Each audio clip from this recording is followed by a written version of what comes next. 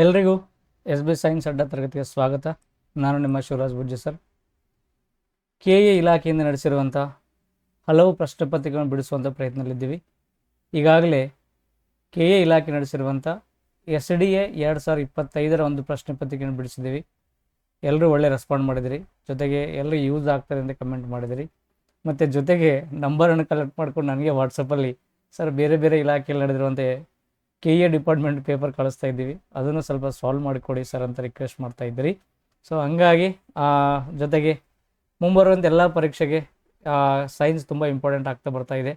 ಹಾಗಾಗಿ ಆ ಒಂದು ನಿಟ್ಟಿನಲ್ಲಿ ಹಳೆಯ ಪ್ರಶ್ನೆ ಪತ್ರಿಕೆಗಳು ನಮಗೆ ತುಂಬ ಇಂಪಾರ್ಟೆಂಟ್ ಆಗ್ತವೆ. ಬರ್ತಾ ಬರ್ತಾ ಸ್ವಲ್ಪ ಕಾಂಪ್ಲೆಕ್ಸಿಟಿ ಜಾಸ್ತಿ ಆಗ್ತದೆ.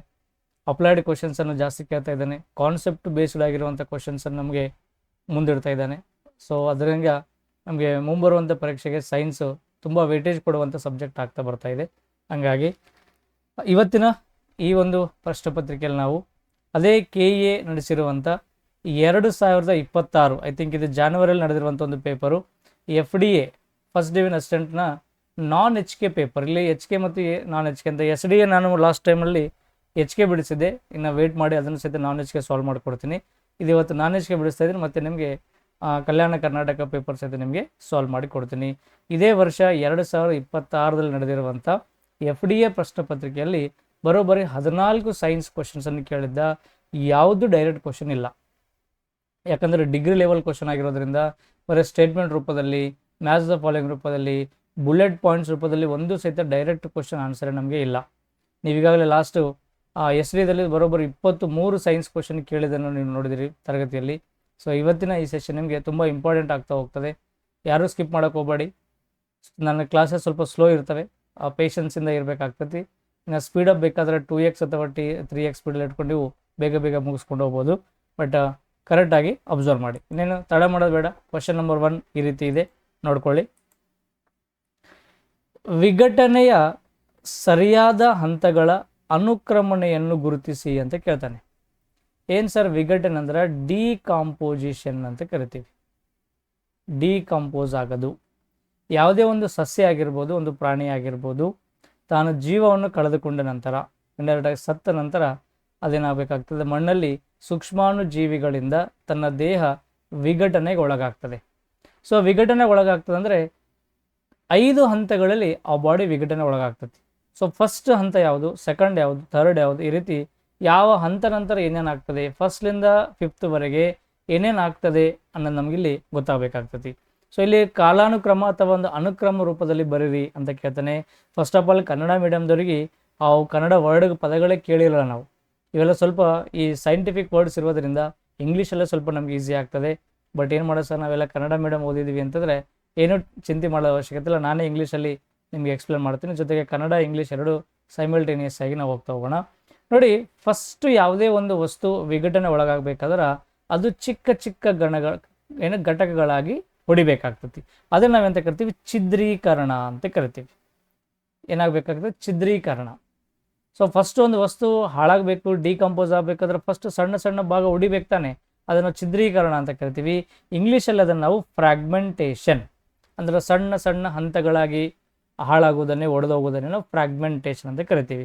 ಯಾವುದೇ ಒಂದು ಜೀವಿಯಲ್ಲಿ ಕೊನೆಯ ಹಂತ ಏನು ಅಂತಂದರೆ, ತನ್ನ ದೇಹದಲ್ಲಿರುವಂಥ ಮೂಲ ವಸ್ತುಗಳು, ಖನಿಜಾಂಶಗಳು ಮಣ್ಣಿನ ಪಾಲಾಗಬೇಕು. ಬಾಡಿಯಲ್ಲಿರುವಂಥ ಕಾರ್ಬನ್, ಫಾಸ್ಫರಸ್ ಬೇರೆ ಬೇರೆ ಆಗಿರ್ಬೋದು, ಸಸ್ಯದಲ್ಲಿರುವಂಥ ಕಾರ್ಬನ್, ಫಾಸ್ಫರಸ್, ನೈಟ್ರೋಜನ್ ಇವೆಲ್ಲ ಸಹಿತ ಏನಾಗಬೇಕು, ಮಣ್ಣಿಗೆ ಇದಾಗಬೇಕು. ಹಂಗಾಗಿ ಲಾಸ್ಟ್ ಒಂದು ಸ್ಟೆಪ್ ಏನು ಬರ್ತದೆ ನಮಗೆ, ಕಣಜೀಕರಣ ಅಂತ ಕರಿತೀವಿ. ಇದನ್ನು ಮಿನರಲೈಜೇಷನ್ ಅಂತ ಕರಿತೀವಿ. ಹಂಗಾಗಿ ಫಸ್ಟ್ ಮತ್ತು ಲಾಸ್ಟ್ ನೀವು ಸ್ವಲ್ಪ ಕಾಮನ್ ಸೆನ್ಸಿಂದ ಥಿಂಕ್ ಮಾಡಿದ್ರೆ ನಮಗೆ ಆನ್ಸರ್ಗಳನ್ನು ಮಾಡ್ಬೋದು. ಇಂಥವು ಟೆಕ್ಸ್ಟ್ ಬುಕ್ಕಲ್ಲಿ ಸಹಿತ ನಮಗೆ ಸಿಗಲ್ಲ. ಕಾಮನ್ ಆಗಿರುವಂಥ ಕ್ವಶನ್ಸ್ ಇರ್ತವೆ, ಜನರಲ್ ಸೈನ್ಸಲ್ಲಿ ಕೇಳ್ತಿರ್ತಾನೆ. ಫಸ್ಟ್ ಒಂದು ವಸ್ತು ತುಂಡು ತುಂಡಾಗಬೇಕು, ಕೊನೆಯದಾಗಿ ತನ್ನ ದೇಹದಲ್ಲಿರುವಂಥ ಎಲ್ಲ ವಸ್ತುಗಳು ಮಣ್ಣಿನ ಪಾಲಾಗಬೇಕಾಗ್ತದೆ. ಸೊ ಅದು ಫಸ್ಟ್ ಛಿದ್ರೀಕರಣ, ನೆಕ್ಸ್ಟ್ ಕೊನೆಯದು ಕಣಜೀಕರಣ ಅಂತ ಕರಿತೀವಿ. ಫಸ್ಟ್ ಮತ್ತು ಲಾಸ್ಟ್ ಯಾವ ಆಪ್ಷನ್ಲಿದೆ ನಾವು ಸ್ವಲ್ಪ ನೋಡ್ಕೊಳ್ಳೋಣ. ಫಸ್ಟ್ ಇಲಿಂದ ಶುರುವಾಗ್ತದೆ ಛಿದ್ರೀಕರಣ. ಅಂದ್ರೆ ಇಲ್ಲಿ ಎ ಇದೆ, ಈ ನೋಡಿ 3 ಆಪ್ಷನ್ಸ್ ಅದಾವೆ, ಮತ್ತೆ ಕನ್ಫ್ಯೂಸ್ ಆಗ್ತದೆ. ಕೊನೆಯದಾಗಿ ಕಣಜೀಕರಣ ಆಗಬೇಕು, ದಟ್ ಈಸ್ ಮಿನರಲೈಸೇಷನ್ ಆಗಬೇಕು. ಲಾಸ್ಟ್ ಆಪ್ಷನ್ ಬಿ ಇದೆ. ಸೊ ಬಿ ಇರೋದು ಒಂದೇ ಆಪ್ಷನ್ ಇದೆ, ಇ ಮತ್ತು ಬಿ, ಇದು ನಮಗೆ ಸರಿಯಾಗಿರುವಂಥ ಉತ್ತರ. ನೋಡಿ, ಕೆಲವೊಮ್ಮೆ ಆನ್ಸರ್ಗಳು ಗೊತ್ತಿಲ್ಲ ಅಂತಂದ್ರೂ ಸಹಿತ ಒಂದು ಕಾಮನ್ ಸೆನ್ಸಿಂದ ನಾವು ಆನ್ಸರ್ಗಳನ್ನು ಮಾಡಬೇಕಾಗ್ತೈತಿ. ಸೊ ಫಸ್ಟ್ ಗೊತ್ತಾಗಿದೆ, ಇದನ್ನು ನಾವು ಫ್ರಾಗ್ಮೆಂಟೇಷನ್ ಅಂತ ಕರಿತೀವಿ, ವಸ್ತು ಸಣ್ಣ ಸಣ್ಣ ತುಂಡುಗಳಾಗಿ ಒಡೆಯೋದು. ಅದ ನಂತರ ಏನಾಗಬೇಕು ಸರ್ ಅಂತಂದರೆ ಅದು ಕ್ಷಾಲನ ಕ್ರಿಯೆ ಆಗಬೇಕು. ಕ್ಷಾಲನ ಕ್ರಿಯೆ ಅಂದರೆ ಅದನ್ನು ಲೀಚಿಂಗ್ ಅಂತ ಕರಿತೀವಿ. ಅದರ ಅರ್ಥ ಒಡೆದ ನಂತರ ವಾತಾವರಣದಲ್ಲಿರುವಂಥ ತೇವಾಂಶವನ್ನು ಹೀರಿಕೊಂಡು ಮೆತ್ತಗಾಗಬೇಕದು. ಅದನ್ನು ನಾವು ಕ್ಷಾಲನ ಕ್ರಿಯೆ ಅಥವಾ ಲೀಚಿಂಗ್ ಪ್ರೊಸೆಸ್ಸು ಅಂತ ಕರಿತೀವಿ. ಸೊ ಫಸ್ಟು ಫ್ರಾಗ್ಮೆಂಟೇಷನ್ ಆಗಬೇಕು, ನೆಕ್ಸ್ಟ್ ಏನಾಗಬೇಕು, ಅದು ಲೀಚಿಂಗ್ ಆಗಬೇಕು. ಥರ್ಡ್ ಒನ್ ಏನಾಗಬೇಕಂದ್ರೆ ಇದು ಹ್ಯೂಮಿಫಿಕೇಷನ್ ಅಥವಾ ನಾವೇನು ನೋಡ್ತೀವಿ ಕೆಟಬಾಲಿಸಮ್ ಅಂತ ಕರಿತೀವಿ. ಕೆಟಬಾಲಿಸಮ್ ಅಂದರೆ ಕನ್ನಡದಲ್ಲಿ ಅಪಚಯ.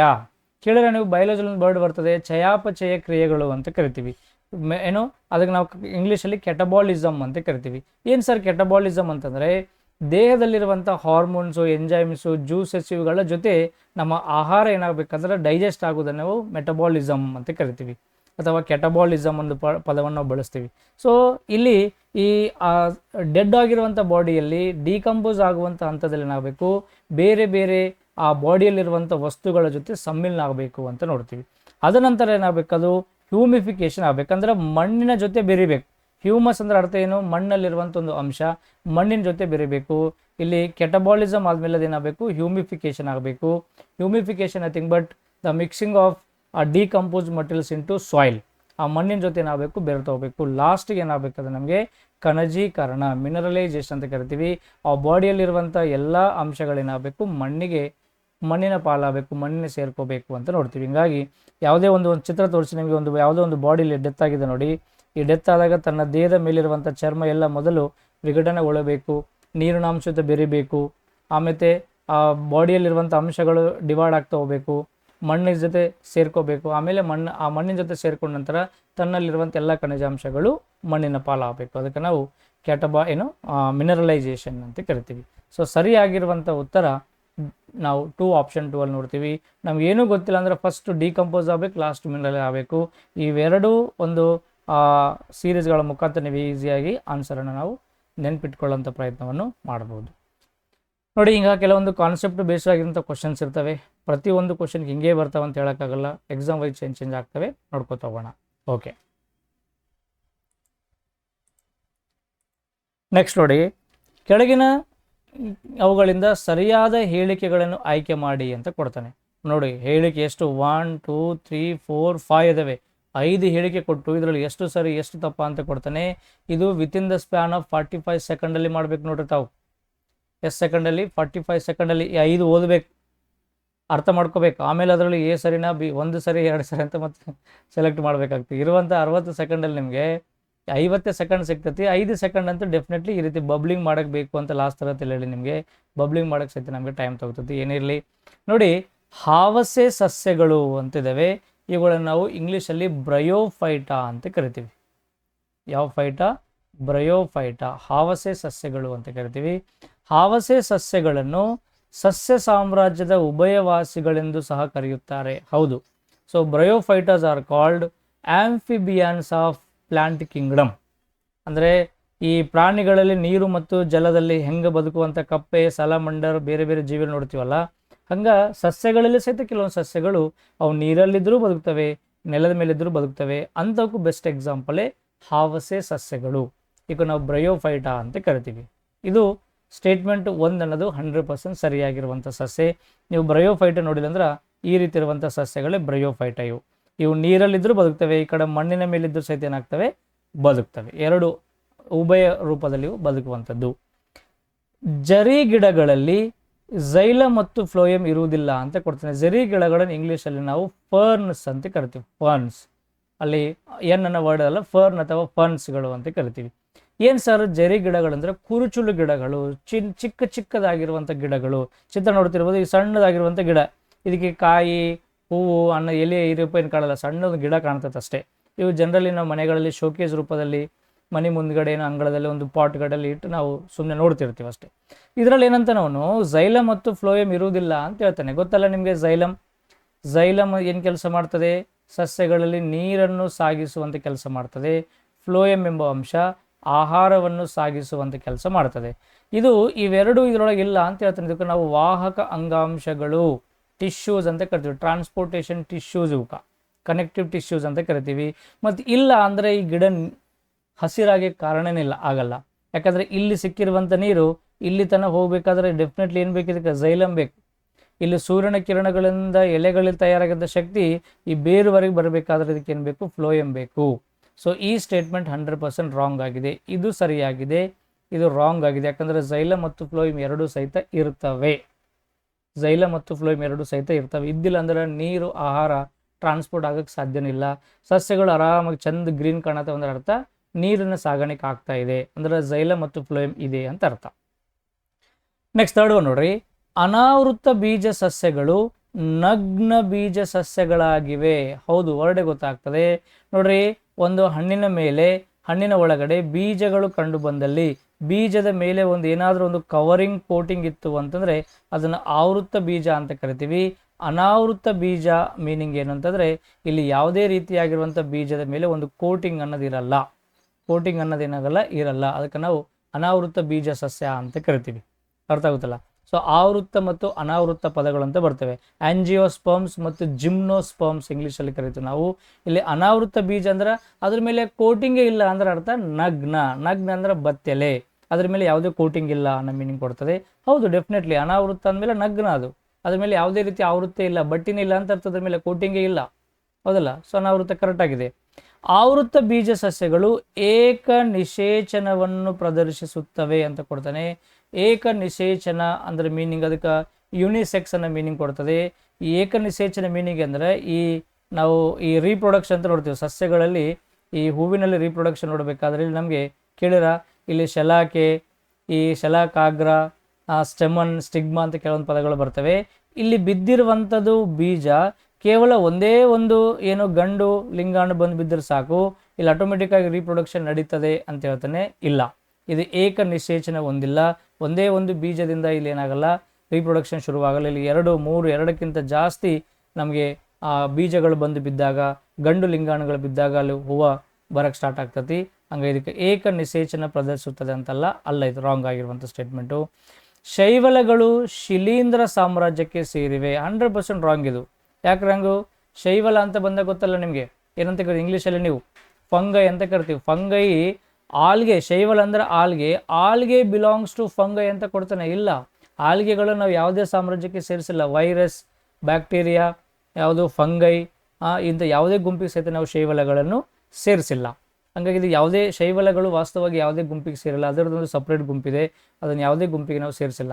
ಸರ್ ಶೈವಲಗಳು ಏನು ಬರ್ತಂದ್ರೆ ಬೆಸ್ಟ್ ಎಕ್ಸಾಂಪಲ್ ನಮಗೆ ಅಣಬೆ ಗೊತ್ತಾ ನಿಮಗೆ, ಮಶ್ರೂಮ್, ಮೌಲ್ಡ್ಸ್ ಅಂತ ಬರ್ತವೆ. ಮೌಲ್ಡ್ಸ್ ಅಣಬೆಗಳಾಗಿರ್ಬೋದು. ನಾವು ಹಳ್ಳಿಯವ್ರ ಕಡೆ ನಾಯಿ ಕೊಡೆ, ನಾಯಿ ಛತ್ರಿ ಅಂತ ಕರಿತಿದ್ವಿ ಅದಕ್ಕೆ. ಅಣಬೆ ಆಗಿರ್ಬೋದು, ಮೌಲ್ಡ್ಸ್ ಆಗಿರ್ಬೋದು.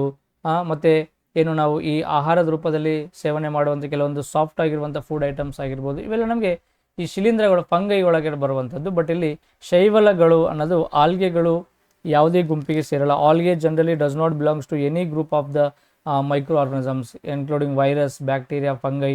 ಯಾವುದೇ ಗುಂಪಿಗೆ ಸಹಿತ ಪ್ರೋಟೋಜೋವಾ ಯಾವುದೇ ಗ್ರೂಪಿಗೆ ನಾವು ಸೇರಿಸಿಲ್ಲ. ಇಲ್ಲಿ ನಾವು ಕೊಟ್ಟಿರುವಂಥ ಆಯ್ಕೆಗಳಲ್ಲಿ ಈ 1 ಮತ್ತು 3 ಮಾತ್ರ ಸರಿಯಾಗಿರುವಂಥ ಆಯ್ಕೆಗಳು. ಇದನ್ನು ಯಾವುದೇ ನಾವು ಗುಂಪಿಗೆ ಸೇರಿಸಿಲ್ಲ. ಹಂಗಾಗಿ 5th ಒನ್ ಸಹಿತ ರಾಂಗ್ ಆಗಿದೆ. 1 ಮತ್ತು 3 ಅನ್ನೋದು ಸರಿಯಾಗಿದೆ. ಆಪ್ಷನ್ ಎದಲ್ಲೇ ನೋಡ್ತೀವಿ 1 ಮತ್ತು 3 ಮಾತ್ರ ಸರಿಯಾಗಿರುವಂಥ ಉತ್ತರ. ನೆನ್ಪಿಟ್ಕೋಬೇಕು.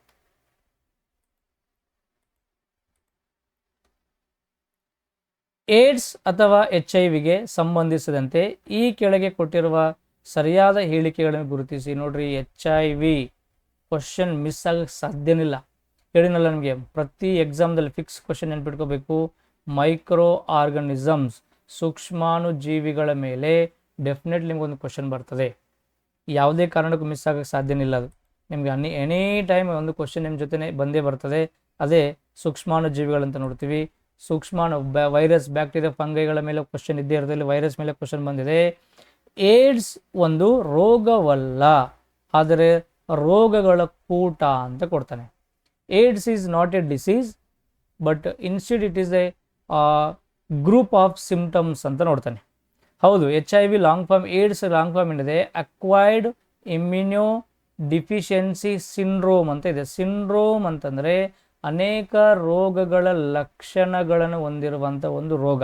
ಪರ್ಟಿಕ್ಯುಲರ್ ಏಡ್ಸ್ಗೆ ಇದೇ ಲಕ್ಷಣ ಇರುತ್ತೆ ಅಂತ ಹೇಳೋಕ್ಕಾಗಲ್ಲ. ಆ ರೋಗದ, ಈ ರೋಗದ, ಆ ರೋಗದ, ಇರೋದು ಎಲ್ಲ ರೋಗಗಳ ಲಕ್ಷಣ ಒಬ್ಬ ವ್ಯಕ್ತಿಯಲ್ಲಿತ್ತಂದ್ರೆ ಅದು ಏಡ್ಸ್ ಲಕ್ಷಣಗಳು ಅಂತ ನಾವು ಕರಿತೀವಿ. ಅಲ್ಲಿ ನಮಗೆ ಡೆಫಿನೇಷನ್ ತಿಳಿಸ್ಕೊಡ್ತದೆ. ಅಕ್ವೈರ್ಡ್ ಇಮ್ಯುನೋ ಡಿಫಿಷಿಯನ್ಸಿ ಸಿಂಡ್ರೋಮ್ ಅಂದರೆ ನಮ್ಮ ದೇಹದಲ್ಲಿರುವಂಥ ರೋಗ ನಿರೋಧಕ ಶಕ್ತಿಯನ್ನು ಕಡಿಮೆ ಮಾಡಿಕೊಳ್ಳುವಂಥ ಅನೇಕ ರೋಗಗಳ ಲಕ್ಷಣಗಳನ್ನೇ ನಾವಿಲ್ಲಿ ಏಡ್ಸ್ ಅಂತ ಕರಿತೀವಿ. ಸರಿಯಾಗಿರುವಂಥ ಉತ್ತರ ಇದು, ಕರೆಕ್ಟ್. ಹೇಳಿಕೆ ಒಂದು ಏನಾಗಿದೆ, ಸರಿಯಾಗಿದೆ. HIV ರೋಗಾಣು ರೆಟ್ರೋವೈರಸ್ ಗುಂಪಿಗೆ ಸೇರಿದ್ದು ಇದರ ಅನುವಂಶೀಯ ವಸ್ತು RNA ಆಗಿದೆ. ಹೌದು, ಕರೆಕ್ಟ್ ಇದೆ ಇದನ್ನು ಸಹಿತ. ಏನು ಸರಿದಂದರೆ ವೈರಸ್ಗಳಲ್ಲಿ ಅನೇಕ ಗ್ರೂಪ್ಸ್ ಅದಾವೆ, ಟೈಪ್ಸ್ ಅದಾವೆ. ಅಲ್ಲಿ ಒಂದು ವೈರಸ್ ಬರ್ತದೆ, ಅದನ್ನು ನಾವು ರೆಟ್ರೋವೈರಸ್ ಅಂತ ಕರಿತೀವಿ. ರೆಟ್ರೋ ಶಾರ್ಟ್ಕಟ್ ಫಾರ್ಮ್ ಆದರೆ ಫುಲ್ ಫಾರ್ಮ್ ಏನು ಅಂತಂದರೆ ರಿವರ್ಸ್ ಟ್ರಾನ್ಸ್ಕ್ರಿಪ್ಟೇಸ್ ಅಥವಾ ಟ್ರಾನ್ಸ್ಕ್ರಿಪ್ಷನ್ ಅಂತ ಕರಿತೀವಿ. ನೋಡ್ರಿ, ವೈರಸ್ಗಳಲ್ಲಿ ಬಹಳ ಟೈಪ್ ಬರ್ತವೆ. ಅದರೊಳಗೆ ಒಂದು ವೈರಸ್ ಅಂದ್ರೆ ರೆಟ್ರೋ ವೈರಸ್ಗಳು ಅಂತ ನೋಡ್ತೀವಿ. ರಿವರ್ಸ್ ಟ್ರಾನ್ಸ್ಕ್ರಿಪ್ಟೇಜ್ ಅಂತ ಒಂದು ವೈರಸ್ಗಳು. ಮೀನಿಂಗ್ ಏನು ಅಂತಂದರೆ, ಲಾಸ್ಟ್ ಯಾವುದೋ ಒಂದು ಕ್ಲಾಸಲ್ಲಿ ನಿಮ್ಗೆ ನೆನಪು ಮಾಡಿದೆ, ಸಾಮಾನ್ಯವಾಗಿ ಒಂದು ಜೀವಿಯಲ್ಲಿ ಜೆನೆಟಿಕ್ ಮಟೀರಿಯಲ್ ಇರ್ತದೆ ರೀ, ಅನುವಂಶೀಯ ವಸ್ತು ಅಂತ ಕರಿತೀವಿ. ಅನುವಂಶೀಯ ವಸ್ತುಗಳಲ್ಲಿ ಎರಡೇ, ಒಂದು DNA, ಇನ್ನೊಂದು RNA ಅಂತ ಇರ್ತದೆ. ಸಹಜವಾಗಿ ದೊಡ್ಡ ದೊಡ್ಡ ಜೀವಿ ಮತ್ತು ಸಸ್ಯಗಳಲ್ಲಿ, ಪ್ರಾಣಿ ಮತ್ತು ಸಸ್ಯಗಳಲ್ಲಿ RNA ಇರ್ತದೆ. ಸಣ್ಣ ಸಣ್ಣ ಸೂಕ್ಷ್ಮಾಣು ಜೀವಿಗಳಲ್ಲಿ ನಾವು DNA ಇರೋದನ್ನು ಅಬ್ಸರ್ವ್ ಮಾಡ್ತೀವಿ. ಯಾವುದಾದ್ರೂ ಒಂದೇ ಟೈಪ್ ಇರಬೇಕ್ರಿ. ಈಗ ಮನುಷ್ಯ ಅಂತ ಬಂದಾಗ ಬರೀ DNA ಇರ್ತದೆ. ಬಟ್ ಅದರ ವೈರಸ್ ಅಂತ ಬಂದಾಗ ಕೆಲವು ವೈರಸ್ಗಳಲ್ಲಿ RNA ಜೆನೆಟಿಕ್ ಮಟೀರಿಯಲ್ ಆಗಿದ್ದರೆ, ಇನ್ನೂ ಕೆಲವು ವೈರಸ್ಗಳಲ್ಲಿ DNA ಜೆನೆಟಿಕ್ ಮಟೀರಿಯಲ್ ಆಗಿರ್ತದೆ. ಸೊ ಯಾವ ವೈರಸ್ಸಲ್ಲಿ ಜೆನೆಟಿಕ್ ಮಟೀರಿಯಲು, ಅನುವಂಶೀಯ ವಸ್ತು RNA ಹೊಂದಿರ್ತದೋ ಅವೆಲ್ಲವೂ ಸಹಿತ ರೆಟ್ರೋ ವೈರಸ್ನ ಗುಂಪಿಗೆ ಸೇರಿರ್ತದೆ. ರೆಟ್ರೋ ವೈರಸ್ ಮೀನಿಂಗ್ ಏನಂದರೆ, in the type of retro virus the genetic material is always RNA. ಅರ್ಥ ಆಗುತ್ತಲ್ಲ. ಸೊ ಆ ರೀತಿ ಒಂದು ನಾವು ಸ್ಟೇಟ್ಮೆಂಟನ್ನು ಕೊಡ್ತಾನೆ. ಕರೆಕ್ಟ್ ಇದೆ. ರೆಟ್ರೋ ವೈರಸ್ಗಳಲ್ಲಿ RNA ಜೆನೆಟಿಕ್ ಮಟೀರಿಯಲ್ ಆಗಿರೋದನ್ನು ನಾವು ಅಬ್ಸರ್ವ್ ಮಾಡ್ತೀವಿ. ವೈರಸ್ಗಳಲ್ಲಿ DNA ಐತಾ RNA ಐತಾರೆ. ಕೆಲವು ವೈರಸ್ಗಳಲ್ಲಿ DNA ಇದೆ, ಕೆಲವು ವೈರಸ್ಗಳಲ್ಲಿ RNA ಇದೆ. ಬಟ್ ಅದರ ಎರಡೂ ಒಂದೇ ಜೀವಿಯಲ್ಲಿ ಇರಲ್ಲ. ಇದೊಂದು ವೈರಸ್ ಇತ್ತು ಅಂತಂದರೆ ಈ ವೈರಸ್ಸಲ್ಲಿ DNA ಇದೆ, RNA ಇದೆ ಅಂತ ಹೇಳೋಕ್ಕಾಗಲ್ಲ. ಇದ್ದರೆ DNA ಇರ್ಬೋದು, ಇದ್ದರೆ RNA ಇರ್ಬೋದು. ಯಾವುದಾದ್ರೂ ಒಂದು ಇರ್ತತಿ, ಎರಡು ಕೂಡಿ ಇರಲ್ಲ ಒಂದೇ ಜೀವಿಯಲ್ಲಿ. ಒಂದೇ ಜೀವಿಯಲ್ಲಿ ಜೆನೆಟಿಕ್ ಮಟೀರಿಯಲ್ ಒಂದೇ ಇರಬೇಕು. ಬಟ್ ವೈರಸ್ ಅಂತ ಬಂದಾಗ ಇದ್ದರೆ ಕೆಲವು ವೈರಸ್ಗಳಲ್ಲಿ RNA ಇರ್ಬೋದು, ಕೆಲವು ವೈರಸ್ಗಳಲ್ಲಿ DNA ಇರ್ಬೋದು. ಒಂದೇ ವೈರಸ್ಸಲ್ಲಿ ಎರಡು ಕೂಡಿ ಇರಲ್ಲ ಅಂತ ಅರ್ಥ. ಹಾಗಾಗಿ ಇಲ್ಲಿ ಕೊಟ್ಟಿರುವಂಥ ಎರಡೂ ಹೇಳಿಕೆಗಳು ಸಹಿತ ಸರಿಯಾಗಿರುವಂಥ ಹೇಳಿಕೆಗಳಾಗಿದ್ದಾವೆ. ಹೇಳಿಕೆ 1 ಮತ್ತು 2 ತಪ್ಪಾಗಿದೆ. ಹೇಳಿಕೆ 1 ಸರಿ, ಆದರೆ 2 ತಪ್ಪಾಗಿದೆ ಎಲ್ಲ. ಹೇಳಿಕೆ 1 ತಪ್ಪಂತಾನೆ, ಹೇಳಿಕೆ 1 ಮತ್ತು ಹೇಳಿಕೆ 2 ಸರಿಯಾಗಿವೆ. ಎಸ್, ಆಪ್ಷನ್ ಡಿ ಅನ್ನೋದಿಲ್ಲ ನಮಗೆ ಸರಿಯಾಗಿರುವಂಥ ಉತ್ತರ ಆಗ್ತದೆ.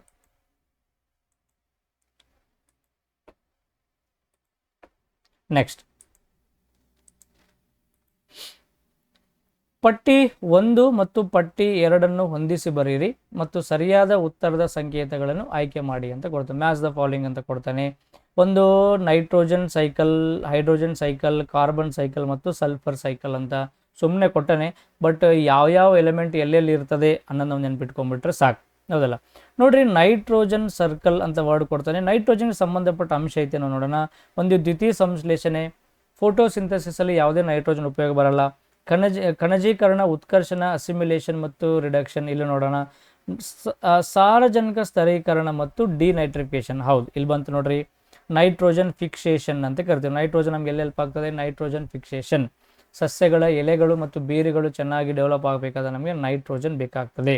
ಸೊ ನೈಟ್ರೋಜನ್ ಸ್ತರೀಕರಣ ಅಂದ್ರೆ ಗಾಳಿಯಲ್ಲಿರುವಂಥ ನೈಟ್ರೋಜನ್ ರಿಸೀವ್ ಮಾಡಿಕೊಂಡು ಸಸ್ಯಗಳು ಮಣ್ಣಿನಗೆ ಗೊಬ್ಬರವಾಗಿ ಬಳಕೆ ಮಾಡಿಕೊಳ್ಳೋದನ್ನು ನಾವು ನೈಟ್ರೋಜನ್ ಫಿಕ್ಸೇಷನ್ ಅಂತ ಕರಿತೀವಿ. ಇದು ನೈಟ್ರೋಜನ್ ಒಂದು ಕರೆಕ್ಟ್ ಆಗಿದೆ. ಅಂದರೆ A3 ಎಲ್ಲೆಲ್ಲ ಐತಿ ನೋಡ್ರಿ, A3 ಇಲ್ಲೈತಿ, A3 ಇಲ್ಲೈತಿ. ಅಂದ್ರೆ ಇವೆರಡು ನಮಗೆ 100% ರಾಂಗ್ ಆಗಿರುವಂಥ ಸ್ಟೇಟ್ಮೆಂಟ್. ಟೈಮ್ ಇಲ್ಲ, ಎಕ್ಸಾಮ್ದಲ್ಲಿ ನಿಮ್ಗೆ ಟೈಮ್ ಸಾಕಾಗಲ್ಲ, ಎಲ್ಲ ಸರ್ಚ್ ಮಾಡ್ಕೋತ ಕುಂದಿರಬಾರ್ದು. ಒಂದು ಫಿಕ್ಸ್ ಸಿಗ್ತಾ ಮಿಕ್ಕಿದ್ದು ಹೋಗ್ತಾ ಇರ್ಬೇಕು. ಹಂಗೆ 50-50 ಮಾಡ್ಕೊಂಡು ನಾವೀಗ ಇದು ಇಲ್ಲಿ ಅಲ್ಲ ಅಂತ ಗೊತ್ತಾಯ್ತು ನಮಗೀಗ. ಜಲಚಕ್ರ ಅಂದ್ರೆ ಹೈಡ್ರೋಸೈಕಲ್ ಅಂತ ನೋಡ್ತೀವಿ. ಜಲ ಅಂದ್ರೆ ವಾಟರ್ ನಮ್ಗೆ ಎಲ್ಲಿ ಬರ್ತದೆ ರೀ? ಬಾಷ್ಪೀಕರಣ, ಸಂಕ್ಷೇಪಣೆ ಮತ್ತು ವೃಷ್ಟಿ ಅಂತಿದೆ. ಸೊ ಬಾಷ್ಪೀಭವನ ಅಂದರೆ ಎವಾಪರೈಸೇಷನ್, ಸಂಕ್ಷೇಪಣೆ ಪ್ರಿಸಿಪಿಟೇಷನ್, ಮತ್ತು ವೃಷ್ಟಿ ಅಂದರೆ ನಾವು ಅದನ್ನೇ ಕಂಡೆನ್ಸೇಷನ್ ಅಂತ ಕರಿತೀವಿ. ಸೊ ಜಲದಲ್ಲೇ ಬರ್ತೇವೆ. ನೀರು ಮೇಲಕ್ಕೆ, ಸಮುದ್ರ ಸಾಗರದ ನೀರು ಮೇಲಕ್ಕೆ ಹೋಗಿ ಎವಾಪರೇಟ್ ಆಗ್ತದೆ. ಮೇಲೆ ಏನು ಪ್ರೆಸಿಪಿಟೇಷನ್ ಗಟ್ಟಿ ಆಗ್ತದೆ ಮತ್ತು ನಮ್ಮ ಕಂಡೆನ್ಸ್ ರೂಪದಲ್ಲಿ ಕೆಳಗೆ ಬರ್ತದೆ ಅಂತ ನೋಡ್ತೀವಿ. ಸೊ ಜಲಚಕ್ರದಲ್ಲಿ ನಮಗೆ ಹೆಲ್ಪ್ ಆಗೋದು ಫೋರ್ತ್ ಆಪ್ಷನ್ A4 ಅಂತ ನೋಡ್ತೀವಿ. A4 ಇಲ್ಲಿದೆ, ಸಾರಿ B4 ಅಂತ ನೋಡ್ತೀವಿ. B4 ಎಲ್ಲಿದೆ? ಬಿ ಇಲ್ಲಿ 4 ಇದೆ, ಬಿ ಇಲ್ಲಿ ಸಹಿತ 4 ಇದೆ, ಮತ್ತೆ ಕನ್ಫ್ಯೂಷನ್ ಆಗಿಟ್ಟಣ. ಕರೆಕ್ಟ್. ಇನ್ನು ಇಂಗಾಲ ಚಕ್ರ, ಕಾರ್ಬನ್ ನಮ್ಗೆ ಎಲ್ಲಿ ಬೇಕಾಗ್ತದಪ್ಪ ಅಂದ್ರೆ ಫೋಟೋಸಿಂಥಸಿಸ್ಗೆ ಬೇಕಾಗ್ತದೆ. ಫೋಟೋಸಿಂಥಸಿಸ್, ಕಾರ್ಬನ್ ಡೈಆಕ್ಸೈಡ್, ಇದರಿಂದ ನಮಗೆ ಸಸ್ಯಗಳಲ್ಲಿ C6H12O6 ಗೊತ್ತಾ ನಿಮಗೆ? 6 times of carbon dioxide plus 6 times of H2O ಸೇರ್ಕೊಂಡ್ಬಿಟ್ಟು ನಮಗೆ C6H12O6 ಗ್ಲೂಕೋಸ್ ಮತ್ತು 6 ಟೈಮ್ಸ್ ಆಫ್ O2 ನಮಗೆ ಉತ್ಪತ್ತಿ ಆಗ್ತದೆ. ಇಲ್ಲಿ ಮುಖ್ಯವಾಗಿ ಬೇಕಾಗಿರೋದೇನು? ಕಾರ್ಬನ್ ಡೈಆಕ್ಸೈಡ್, ಅಂದರೆ ಕಾರ್ಬನ್ ಬೇಕು ನಮಗೆ ದ್ಯುತಿ ಸಂಶ್ಲೇಷಣೆ ಮತ್ತು ಉಸಿರಾಟ. ಹೌದು, ಇದೇ ಇಂಗಾಲ ಚಕ್ರ ಅಂತ ನೋಡ್ತೀವಿ. ಅಂದ್ರೆ C1 ಬೇಕು ನಮಗೆ. ಇಲ್ಲಿ C2 ಇದೆ, ಇಲ್ಲಿ C1 ಇದೆ, ಮುಗೀತು. ಇದೆ ನಮಗೆ ಆಪ್ಷನ್ ಸಿಗ್ಬಿಡ್ತು. ಇನ್ನು ಗಂಧಕ ಚಕ್ರ ಅಂತ ಬಂದಾಗ ಕಣಜೀಕರಣ, ಉತ್ಕರ್ಷಣ, ಅಸಿಮಿಲೇಷನ್, ಮುಗಿದ್ಬಿಡ. ಪದಗಳು ಗೊತ್ತಿಲ್ಲ ಅಂದ್ರೆ ಸಹ ನಮ್ಗೆ ಆನ್ಸರ್ ಸಿಗ್ಬಿಡ್ತು. ಆಪ್ಷನ್ ಡಿ ಅನ್ನೋದು ನಮ್ಗೆ ಇಲ್ಲಿ ಸರಿಯಾಗಿರುವಂಥ ಉತ್ತರ. ಹಿಂಗೆ ಸ್ವಲ್ಪ ಒಂದಕ್ಕೊಂದು ಲಿಂಕ್ ಮಾಡ್ಕೊತಾ ಸಿಂಪ್ಲಿಫಿಕೇಶನ್ ಮಾಡ್ತಾ ಬಂದಷ್ಟು ನಮಗೆ ಕಾನ್ಸೆಪ್ಟ್ ಅನ್ನೋದು ಈಸಿ ಆಗ್ತದೆ. ಸ್ವಲ್ಪ ಕನ್ನಡ ಪದಗಳು ಕನ್ಫ್ಯೂಸ್ ಆಗಿಬಿಡ್ತು ಅಂದರೆ ಇಂಗ್ಲೀಷಲ್ಲಿ ನೋಡ್ಕೊಳ್ಳಿ. ಇಲ್ಲಿ ನಾನು ಇಂಗ್ಲೀಷ್ನ ಸೇರಿಸ್ಬೋದಾಗಿತ್ತು, ಬಟ್ ಸ್ಲೈಡಲ್ಲಿ ಎರಡು ಏನು ಸೆಟ್ ಆಗ್ತಾ ಇಲ್ಲ. ಮತ್ತು most of the students Kannada medium ಇರೋದರಿಂದ ನಾನು ಕನ್ನಡನೇ ಪ್ರಿಫರ್ ಮಾಡ್ತಾ ಇದ್ದೀನಿ. ಮೋರೋವರ್ ನಿಮಗೆ ಇಂಗ್ಲೀಷ್ ಪದಗಳು ಯೂಸ್ ಮಾಡ್ತಾ ಇದ್ದೀನಿ, ತೊಂದರೆ ಏನಿಲ್ಲ. ಕೆಳಗಿನವುಗಳು 2 ಹೇಳಿಕೆಗಳಾಗಿವೆ. ಹೌದು, 2 ಹೇಳಿಕೆ ಕೊಟ್ಟನ, ಸರಿಯಾದ ಉತ್ತರವನ್ನು ಆಯ್ಕೆ ಮಾಡಿ. ಇವೆರಡು ಓದ್ಕೊಂಡು ಇಲ್ಲಿ 1, 3, 2, 3 ಆಪ್ಷನ್ ಕೊಟ್ಟಾನೆ. ಅಲ್ಲಿ ಯಾವುದು ಸರಿ ಅಂತ ಕೊಡ್ತಾನೆ. ಏನು ಕೊಡ್ತಾನೆ ನೋಡ್ರಿ, ಬೇಸಿಗೆಗಿಂತ ಚಳಿಗಾಲದಲ್ಲಿ ಬಿಸಿ ಚಹಾ ವೇಗವಾಗಿ ತಂಪಾಗುತ್ತದೆ ಅಂತ ಕೊಡ್ತಾನೆ. ಸೊ ಯಾವ ಕಾಲದಲ್ಲಿ ಚಹಾ ಬೇಗ ತಂಪಾಗ್ತದೆ ಗೊತ್ತೈತೆ ನಮ್ಗೆ? ಬೇಸಿಗೆಯಾಗ ಬೇಗ ತಂಪಾಗಲ್ಲ, ಚಳಿಗಾಲದಲ್ಲೇ ಬೇಗ ತಂಪಾಗ್ತತಿ. ನೀವು ಕ್ವಶನ್ ಕೇಳ್ಬೋದು, ಯಾಕೆ ಸರ್ ಬೇಸಿಗೆ ಯಾಕೆ ಆಗಲ್ಲ ಅಂತಂದರೆ, ನೋಡಿ ಇದು ಚಹಾ ಇದೆ, ಇದು ಚಹಾದ ಸುತ್ತಲಿನ ವಾತಾವರಣ. ನಮ್ಮ ಮನೆ ಕುಡಿತಂದ್ರೆ ನನ್ನ ಮನೆ ಅಂತ ತಿಳ್ಕೊಡ್ರಿ, ಇದು ಹೌದಲ್ಲ. ಅವಾಗ ಈ ಚಹಾ ಅಂತ ಬಂದಾಗ ಗೊತ್ತು ನಿಮಗೆ, ಬಿಸಿ ಚಹಾ ಅಂದ್ರೆ 100 ಡಿಗ್ರಿ ಸೆಲ್ಸಿಯಸ್ ಟೆಂಪರೇಚರ್ ಐತಿ. ಯಾವ ಕಾಲದಲ್ಲಿ ಅಂತ ನಾವು ಚಳಿಗಾಲದಲ್ಲಿ ಅಂತಾನೆ. ಚಳಿಗಾಲದಂದ್ರೆ ಟೆಂಪರೇಚರ್ ನಮ್ಗೆ ಎಷ್ಟಿರ್ತಾರೆ? ಸರಿಸುಮಾರು ಒಂದು 20 ಡಿಗ್ರಿ ಸೆಲ್ಸಿಯಸ್ ಅಂತ ತಿಳ್ಕೊಳ್ಳಿ. ಅವಾಗ ಚಹಾದಲ್ಲಿರುವಂಥ ಟೆಂಪರೇಚರ್ ಜಾಸ್ತಿ ಇದೆ, ನನ್ನ ಸುತ್ತಲೂ ವಾತಾವರಣದ ಟೆಂಪರೇಚರ್ ಏನಾಗಿದೆ? ಕಡಿಮೆಯಾಗಿದೆ. ನೋಡ್ರಿ, ನಮಗೆ ಈ ಹೀಟ್ ಆ್ಯಂಡ್ ಟೆಂಪರೇಚರ್ ಅಂತ ಒಂದು ಚಾಪ್ಟರ್ ಇದೆ. ಅಲ್ಲಿ ನ್ಯೂಟನ್ಸ್ ಲಾಸ್ ಆಫ್ ಕೂಲಿಂಗ್ಸ್ ಅಂತ ಬರ್ತವೆ. ಈ ನ್ಯೂಟನ್ ಎಲ್ಲಿ ಬಿಟ್ಟಿಲ್ಲ ಮಗ, ಎಲ್ಲ ಕಡೆ ಕೈ ಆಡಿಸ್ಬಿಟ್ಟ. ನೀವು ಈ ಚಲನದಾಗ ಬರ್ತಾನ, ಗ್ರಾವಿಟೇಷನ್ದಾಗ ಬರ್ತಾನ, ಲೈಟ್ನಾಗ ಬರ್ತಾನ, ಹೀಟ್ನಾಗೂ ಬರ್ತಾನ. ಇಲ್ಲಿ ನೀವು ಒಂದು 3-4 ನಿಯಮ ಕೊಡ್ತಾನೆ ರೀ. ಅವ 2ನೇ ನಿಯಮ ಒಂದು ನಿಯಮ ಕೊಡ್ತಾನೆ. ಏನಂತ ಹೇಳ್ತಾನೆ ಅಣ್ಣ ಅಂತಂದರೆ, ನೋಡ್ರಿ ಯಾವಾಗಲೂ ಟೆಂಪರೇಚರು ಹೈ ಟೆಂಪರೇಚರ್ಲಿಂದ ಲೋ ಟೆಂಪರೇಚರ್ ಕಡೆ ಮೂವ್ ಆಗ್ತದೆ ಅಂತ ಹೇಳ್ತಾನೆ. ಅಂದರೆ ಹೆಚ್ಚು ಬಿಸಿ ಇರುವಂಥ ವಸ್ತುವಿನಿಂದ ಕಡಿಮೆ ಬಿಸಿ ಇರುವಂಥ ವಸ್ತು ಕಡೆ ಮೂವ್ ಆಗ್ತದೆ ಅಂತ ಹೇಳ್ತಾನೆ. ಅದು ವಾಸ್ತವ ಐತಿ. ಹಂಗಾಗಿ ಇಲ್ಲಿ ಈ ಚಹಾದಲ್ಲಿ ಟೆಂಪರೇಚರ್ ಜಾಸ್ತಿ ಇರೋದ್ರಿಂದ, ಇಲ್ಲಿ ವಾತಾವರಣದ ಟೆಂಪರೇಚರ್ ಕಡಿಮೆ ಇರೋದ್ರಿಂದ ಈ ಚಹಾದಲ್ಲಿರುವಂಥ ಟೆಂಪರೇಚರ್ ಎಲ್ಲ ಬಿಸಿ ಎಲ್ಲಿ ಮೂವ್ ಆಗ್ತತಿ? ವಾತಾವರಣಕ್ಕೆ ಮೂವ್ ಆಗ್ತತಿ. ಇಲ್ಲಿ ಭಾಳ ಡಿಫ್ರೆನ್ಸ್ ಐತ್ರಿ. ಇಲ್ಲಿ ಒಂದು ಚಹಾದ ಟೆಂಪರೇಚರು 100 ಡಿಗ್ರಿ ಸೆಲ್ಸಿಯಸ್ ಇದ್ದಾಗ, ಸುತ್ತಲಿನ ಟೆಂಪರೇಚರ್ ಒಂದು 80 ಡಿಗ್ರಿ ಸೆಲ್ಸಿಯಸ್ ಇದ್ದಾಗ ಇಲ್ಲಿಂದ ಅಷ್ಟೊಂದು ಬಿಸಿ ಹೊರಗೆ ಬೇಗ ಬರಲ್ಲ. ಬಟ್ ಇಲ್ಲಿ 100 ಐತಿ, ಇಲ್ಲಿ 20 ಐತಿ ಅಂತ ನಾವು ಅಂದ್ಕೊಂಡಾಗ ಡಿಫ್ರೆನ್ಸ್ ಭಾಳ ಆಗ್ತಾ ಇದೆ. ಇಲ್ಲಿ ಭಾಳ ಕಮ್ಮಿ ಐತಿ, ಇಲ್ಲಿ ಭಾಳ ಜಾಸ್ತಿ ಐತಿ. ಹಾಗಾಗಿ ಬೇಗ ಅಲ್ಲಿ ಚಹಾದಲ್ಲಿರುವಂಥ ಬಿಸಿ ಬೇಗ ಹೊರಗೆ ಬಂದ್ಬಿಡ್ತತಿ. ಹಾಗಾಗಿ ಚಹಾ ಏನಾಗ್ತದೆ? ಬೇಗನೆ ತಣ್ಣಗಾಗ್ತದೆ ಅಂತ ಅರ್ಥ. ನ್ಯೂಟನ್ಸ್ನ ಕೂಲಿಂಗ್ನ ಎಷ್ಟನೇ ನಿಯಮ? ಇದು 2ನೇ ನಿಯಮ ಅಂತ ನೋಡ್ತೀವಿ. ಫಸ್ಟ್ ನಿಯಮ, ಸೆಕೆಂಡ್ ನಿಯಮ, ಥರ್ಡ್ ನಿಯಮ ನಿಮ್ಗೆ ಎಕ್ಸ್ಪ್ಲೇನ್ ಮಾಡೋಕ್ಕೆ ಟೈಮ್ ಇಲ್ಲ. 2ನೇ ನಿಯಮ ತಿಳ್ಕೊಳ್ಳಿ. ನಿಯಮ ಇಷ್ಟೇ, ಯಾವಾಗಲೂ ಬಿಸಿಯು ಹೆಚ್ಚು ಬಿಸಿಯಿಂದ ತಂಪು ಬಿಸಿಯ ಕಡೆಗೆ ವರ್ಗಾವಣೆ ಆಗ್ತದೆ ಅನ್ನೋದು ನಾವಿಲ್ಲಿ ನೆನ್ಪಿಟ್ಕೋಬೇಕು. ಇದು ಸ್ಟೇಟ್ಮೆಂಟ್ 1 ಅನ್ನೋದು ಸರಿಯಾಗಿರುವಂಥ ಸ್ಟೇಟ್ಮೆಂಟ್ ಇದೆ, ಕರೆಕ್ಟ್. ಹೇಳಿಕೆ 1 ಕರೆಕ್ಟ್ ಇದೆ. 2ನೇ ನೋಡೋಣ, ತಂಪಾಗುವ ದರವು ಅಂದ್ರೆ ಎಷ್ಟು ಬೇಗ ತಂಪಾಗ್ತದೆ ಅನ್ನೋದು ಸುತ್ತಲಿನ ತಾಪಮಾನಕ್ಕೆ ನೇರ ಅನುಪಾತದಲ್ಲಿರುತ್ತದೆ ಅಂತ ಕೊಡ್ತಾನೆ. ಏನು ಸರ್ ಅಂದ್ರೆ ತಂಪಾಗುವ ದರವು ಸುತ್ತಲಿನ ವಾತಾವರಣಕ್ಕೆ ನೇರ ಅನುಪಾತದಲ್ಲಿರ್ತದೆ ಅಂತಂದರೆ, the rate of evaporation of T is directly proportional to the atmospheric temperature ಅಂತ ಕೊಡ್ತಾನೆ. ವಾತಾವರಣ ತಾಪಮಾನಕ್ಕೆ ನೇರ ಅನುಪಾತದಲ್ಲಿದೆ ಅಂದರೆ ಇವ ಏನಂತನ, ಈ ಒಂದು ವಸ್ತುವಿನಿಂದ ಬಿಸಿ ಹೊರಗೆ ಹೋಗುವಂಥ ಪ್ರಮಾಣವು ಸುತ್ತಲಿನ ಟೆಂಪರೇಚರ್ ಮೇಲೆ ಡಿಪೆಂಡ್ ಇದೆ ಅಂತ ಹೇಳ್ತಾನೆ. ಬಟ್ ಹೆಂಗೆ ಅಂತಂದರೆ, ಇಲ್ಲಿ ಸುತ್ತಲಾಗ ಟೆಂಪರೇಚರ್ ಜಾಸ್ತಿ ಇದ್ದಷ್ಟು ಇದರಿಂದ ಟೆಂಪರೇಚರ್ ಜಾಸ್ತಿ ಹೊರಗೆ ಹೋಗ್ತತಿ ಅಂತ ಹೇಳ್ತಾನೆ. ನೇರ ಅನುಪಾತ ಅಂದ್ರೆ ಇದು ಜಾಸ್ತಿ ಆದ್ರೆ ಇದು ಜಾಸ್ತಿ, ಇದು ಕಮ್ಮಿ ಆದ್ರೆ ಇದು ಕಮ್ಮಿ. ಅವನು ಸೆಕೆಂಡ್ ಪಾಯಿಂಟಲ್ಲಿ ಏನು ಹೇಳಕ್ಕೆ ಟ್ರೈ ಮಾಡ್ತಾನೆ ನಮಗೆ ಅಂತಂದರೆ, ಇಲ್ಲಿ ಇಲ್ಲಿ ಯಾವುದೋ ಒಂದು ವಸ್ತು ಐತಿ, ಇದರಿಂದ ಬಿಸಿ ಹೊರಗೆ ಹೊಂಟೈತಿ. ಈಗ ಇದರಿಂದ ಬಿಸಿ ಎಷ್ಟು ಹೊರಗೆ ಹೋಗ್ತದೆ, ಎಷ್ಟು ಸ್ಪೀಡಾಗಿ ಹೊರಗೆ ಬರ್ತೈತಿ ಅನ್ನೋದು ಸುತ್ತಲಿನ ಟೆಂಪರೇಚರ್ಗೆ ನೇರ ಅನುಪಾತದಲ್ಲೈತೆ ಅಂತ. ನೇರ ಅಂದ್ರೆ ಸುತ್ತಲಿನ ಟೆಂಪರೇಚರ್ ಜಾಸ್ತಿ ಇದ್ರೆ ಇದರಿಂದನೂ ಜಾಸ್ತಿ ಹೊರಗೆ ಬರ್ತೈತಿ, ಸುತ್ತಲಿನ ಟೆಂಪರೇಚರ್ ಕಮ್ಮಿ ಇದ್ರೆ ಇದರಿಂದ ಟೆಂಪರೇಚರ್ ಕಮ್ಮಿ ಬಿಡುಗಡೆ ಆಗ್ತೈತಿ ಅಂತ ಹೇಳ್ತಾನೆ. ಹೌದಾ? ಇಲ್ಲ, ನಾವು ನ್ಯೂಟನ್ಸ್ ಸೆಕೆಂಡ್ ಲಾ ಪ್ರಕಾರ, ಕೂಲಿಂಗ್ ಸೆಕೆಂಡ್ ಲಾ ಪ್ರಕಾರ ಅಂತ ತಿಳ್ಕೊಂಡಿವಿ, ಸುತ್ತಲಿನ ಟೆಂಪರೇಚರ್ ಕಮ್ಮಿ ಇದ್ದಷ್ಟು ಚಹಾ ಬೇಗ ಬೇಗ ಆರ್ತತಿ ಅಂತಂದಿವಿ. ಅಂದ್ರೆ ಇದರೊಂದು ಟೆಂಪರೇಚರ್ ಬೇಗ ಬೇಗ ಹೊರಗೆ ಹೋಗ್ತತಿ ಅಂತ ತಿಳ್ಕೊಂಡಿ ನಾವು. ಹೌದಾ? ಬಟ್ ಇಲ್ಲಿ ಸ್ಟೇಟ್ಮೆಂಟ್ ಏನಂತ ನಾವು ನೇರ ಅನುಪಾತದಲ್ಲಿದೆ, ಅಂದ್ರೆ ಇದು ಹೆಚ್ಚಾದ್ರೆ ಅದು ಹೆಚ್ಚು ಅಂತ ಹೇಳ್ತಾನೆ ಅವನು. ಇಲ್ಲ, ಇಲ್ಲಿ ಯಾವಾಗಲೂ ಸುತ್ತಲಿನ ಟೆಂಪರೇಚರ್ ಕಮ್ಮಿ ಇದ್ದಷ್ಟೇ ಇದರ ರೇಟ್ ಏನಾಗ್ತದೆ, ಜಾಸ್ತಿ ಆಗ್ತದೆ, ಇದರ ದರ ಏನಾಗ್ತದೆ, ಜಾಸ್ತಿ. ದರ ಅಂದ್ರೆ ಅರ್ಥ ಏನು? ಅದು ಹೋಗುವಂಥ ಸ್ಪೀಡ್ ರೀ, ಹೊರಗೆ ಬರುವಂಥ ಸ್ಪೀಡ್. ಅದು ಯಾವಾಗಲೂ ಹೊರಗೆ ತಣ್ಣಗಿರಬೇಕು, ಆ ವಸ್ತು ಬೆಚ್ಚಗಿದ್ದಾಗ ಅವಾಗ ಬೇಗ ಬೇಗ ಏನಾಗ್ತತಿ, ಟೆಂಪರೇಚರ್ ಕೂಲ್ ಆಗ್ತದೆ ಅಂತ ಅರ್ಥ. ಬಟ್ ಅವ ಏನಂತಾನೆ, ಇದು ಬೆಚ್ಚಗು, ಸುತ್ತಲಿನ ಟೆಂಪರೇಚರ್ ಜಾಸ್ತಿ ಇದ್ದಷ್ಟು ಇದು ಬೇಗ ಬೇಗ ಆರ್ತತಿ, ಬೇಗ ತಣ್ಣಗಾಗ್ತತಿ ಅಂತ ಹೇಳ್ತಾನೆ. ಇಲ್ಲ, ಆ ರೀತಿ ಇಲ್ಲ ಸ್ಟೇಟ್ಮೆಂಟ್, ಇದು ತಪ್ಪಾಗ್ತದೆ ಸ್ಟೇಟ್ಮೆಂಟ್. ಇದು ಯಾಕೆ ತಪ್ಪಾಗ್ತದೆ ನಿಮ್ಗೆ ಅರ್ಥ ಆಗಿರ್ಬೋದು. ತಂಪಾಗುವಂಥ ದರವು ಸುತ್ತಲಿನ ತಾಪಮಾನಕ್ಕೆ ನೇರ ಅನುಪಾತದಲ್ಲಿದೆ ಅಂತ ಕೊಡ್ತಾನೆ. ಇಲ್ಲ, ಇದು ಬಿಡುಗಡೆ ಆಗಿರುವಂಥ ಹೊರಗೆ ಬರುವಂಥ ಬಿಸಿ ಟೆಂಪರೇಚರ್ ಜಾಸ್ತಿ ಆದಷ್ಟು ಜಾಸ್ತಿ ಹೊರಗೆ ಬರ್ತತಿ ಅಂತ ಹೇಳ್ತಾನೆ. ಹಂಗಿಲ್ರಿ, ಹೊರಗೆ ತಣ್ಣಗಿರಬೇಕು, ಇದು ಅವಾಗ ಜಾಸ್ತಿ ಬರ್ತತಿ. ಅಂದ್ರೆ ಉಲ್ಟಾ ಇದೆ, ವಿಲೋಮ ಅನುಪಾತದಲ್ಲಿದೆ, ಬಟ್ ತಾನು ಮಾತ್ರ ನೇರ ಅನುಪಾತದಲ್ಲಿ ಆದ ಅಂತ ಹೇಳ್ತಾನೆ. ಹಾಗಾಗಿ ಹೇಳಿಕೆ 1 ಮಾತ್ರ ಸರಿಯಾಗಿದೆ, 2ನೇ ಹೇಳಿಕೆ ಏನಾಗಿದೆ, ತಪ್ಪಾಗಿದೆ. ಸೊ ಹೇಳಿಕೆ 1 ಮತ್ತು 2 ಸರಿಯಾಗಿವೆ, 1 ಮತ್ತು 2 ತಪ್ಪಾಗಿವೆ. ಅಲ್ಲ, ಹೇಳಿಕೆ 1 ಸರಿಯಾಗಿದೆ ಮತ್ತು ಹೇಳಿಕೆ 1 ಸರಿಯಾಗಿದೆ ಮತ್ತು ಹೇಳಿಕೆ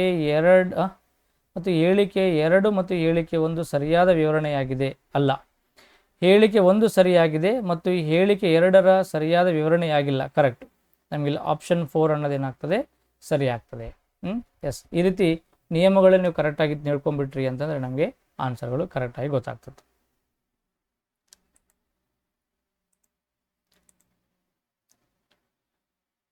ಕೆಳಗೆ ನೀಡಿರುವ ಸಂಕೇತಗಳನ್ನು ಬಳಸಿಕೊಂಡು ಪಟ್ಟಿ 1 ಮತ್ತು 2ರೊಂದಿಗೆ ಹೋಲಿಸಿ ಸರಿಯಾದ ಆಯ್ಕೆಯನ್ನು ಆರಿಸಿ. ನೋಡ್ರಿ, ಭಾಳ ಡಿಫಿಕಲ್ಟ್ ಕ್ವಶನ್ ಇವೆಲ್ಲ, ಸ್ಟೀಜ್ ಇಲ್ಲ.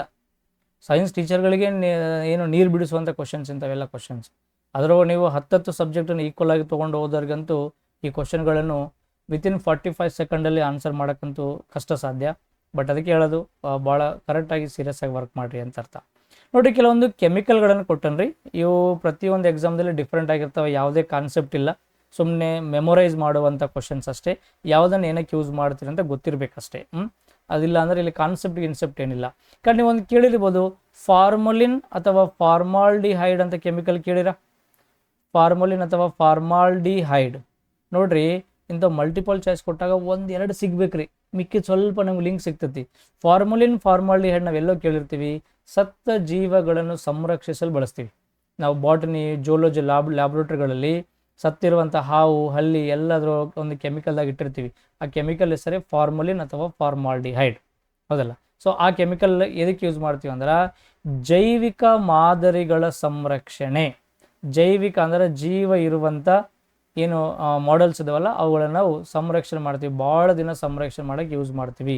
ಅಂದರೆ ಎ ಅನ್ನೋದು 4 ಇದೆ ನೋಡ್ರಿ, A4 ಎಲ್ಲಿ ಸಿಗ್ತದೆ ನಮಗೆ? A4 ಇಲ್ಲಿ A3 ಇದೆ, ಬಿಟ್ಟು ಬಿಡ್ರಿ, ಬೇಡ, ತಲೆನೇ ಕೆಡಿಸ್ಕೊಬೇಡ್ರಿ, ಈ ಕಡೆ ಬಂದುಬಿಡ್ರಿ ನಾವು ಡೈರೆಕ್ಟ್. ಈಗ ಇಲ್ಲಿ A4 ಇದೆ, ಓಕೆ, ಒಂದು ಸಿಕ್ತು ನಮಗೀಗ. ಹಿಂಗೆ ಒಂದು ನಾವು 50-50 ಮಾಡ್ಕೊಂಡು ಹೋಗ್ಬೇಕ್ರಿ ನಾವೀಗ. ನೆಕ್ಸ್ಟು ಇಲ್ಲಿ ಒಂದು ನೋಡ್ತೀವಿ, ಐಡೋಫಾರ್ಮ್ಸ್ ಅಂತ ನೀವು ಕೇಳ್ತೀರಿ. ಐಡೋಫಾರ್ಮ್ ಅಥವಾ ಅಯೋಡಿನ್ ಅಂತ ಕೇಳಿರ?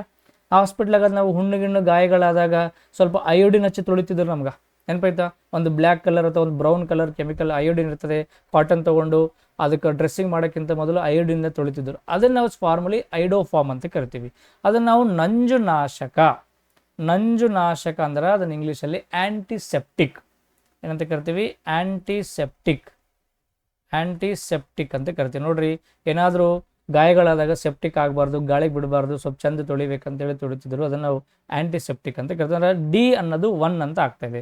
ಮತ್ತೆ ಕನ್ಫ್ಯೂಸ್ ಮಾಡಿಟ್ಟ, ಡಿ 2 ಕಡೆ 1 ಇದೆ, ಹೌದಾ? ನೋಡ್ರಿ, ಈಸಿ ಇದ್ದಿದ್ದು ನಮಗೆ ಅಲ್ಲಿ ಇಟ್ಬಿಟ್ಟನೆ, ಕನ್ಫ್ಯೂಸ್ ಆಗಿದ್ದು ಸ್ವಲ್ಪ ನಮಗೆ ಕನ್ಫ್ಯೂಸ್ ಮಾಡತ್ತನವ. ನೆಕ್ಸ್ಟು ಕಾರ್ಬನ್ ಟೆಟ್ರಾಕ್ಲೋರೈಡ್ ಅಂತ ಒಂದು ಕೆಮಿಕಲ್ ಐತೆ ನೋಡ್ರಿ, ಇದನ್ನು ನಾವು ಬೆಂಕಿ ಆರ್ಸಕ್ಕೆ ಯೂಸ್ ಮಾಡ್ತೀವಿ ನೋಡ್ರಿ. ಎದಕ್ಕೆ ಯೂಸ್ ಮಾಡ್ತೀವಿ? ಬೆಂಕಿ ಆರ್ಸಕ್ಕೆ ಯೂಸ್ ಮಾಡ್ತೀವಿ. ಸಾಮಾನ್ಯವಾಗಿ ಬೆಂಕಿ ಆರ್ಸಕ್ಕೆ, ಬೆಂಕಿ ನಂದಿಸಲು ಫೈರ್ ಎಕ್ಸ್ಟಿಂಗ್ವಿಷರ್ ಅಂತ ಕರಿತೀವಿ.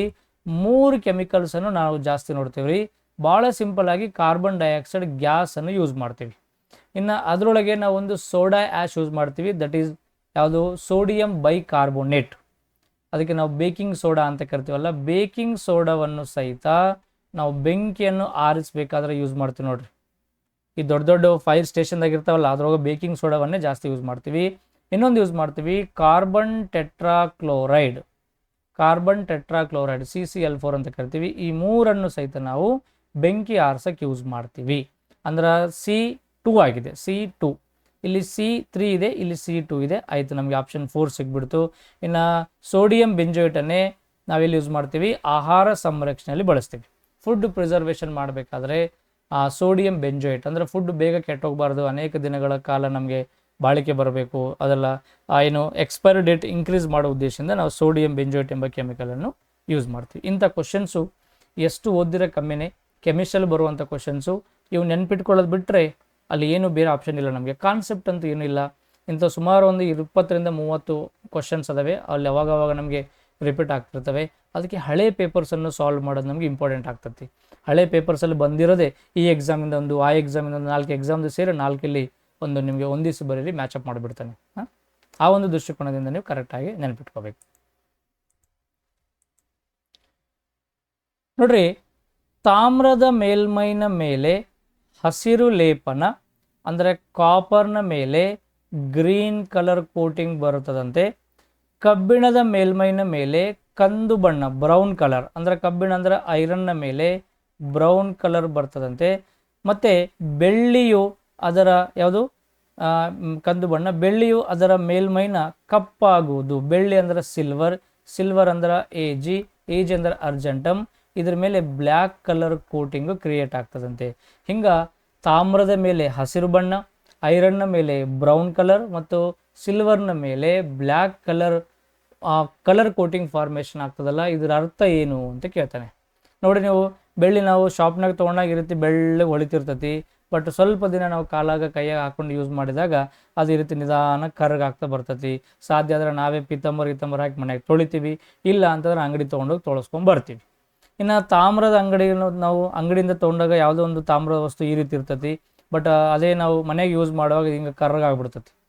ಅಲ್ಲಿ ಅಂಗಡಿದಾಗ ಎಷ್ಟು ದಿನ ಇಡ್ಲಿ ಏನಾಗಲ್ಲ, ಮನೆಯಾಗ ತಂದು ಸ್ವಲ್ಪ ನೀರು ಯೂಸ್ ಮಾಡಕತ್ತೀವಿ, ಆ ಕವರ್ನಾಗಿಂದು ಪ್ಲಾಸ್ಟಿಕ್ ಕವರ್ನ ತೆಗೆದು ಬಳಸಕತ್ತೀವಿ ಅಂದ್ರೆ ಮುಗಿತದ, ಕಲರ್ ಚೇಂಜ್ ಆಗಿ ಬರ್ತದೆ. ದಿನ ತಿಕ್ಕಿರ್ತೀವಿ ಮನ್ಯಾಗ. ಇವೇನ್ರಿ ಹಿಂಗೆ ಯಾಕೆ ಆಗ್ತಾವ ಅಂತ ಕ್ವಶನ್ ನಮಗೆ ರೈಸ್ ಮಾಡ್ತಾ ಇದ್ದಾನೆ. ಸೊ ಇದೇ ದಿನನಿತ್ಯನ ವಿಜ್ಞಾನ, ಇದನ್ನೇ ದೈನಂದಿನ ವಿಜ್ಞಾನ ಅಂತ ಕರೀತಾನೆ.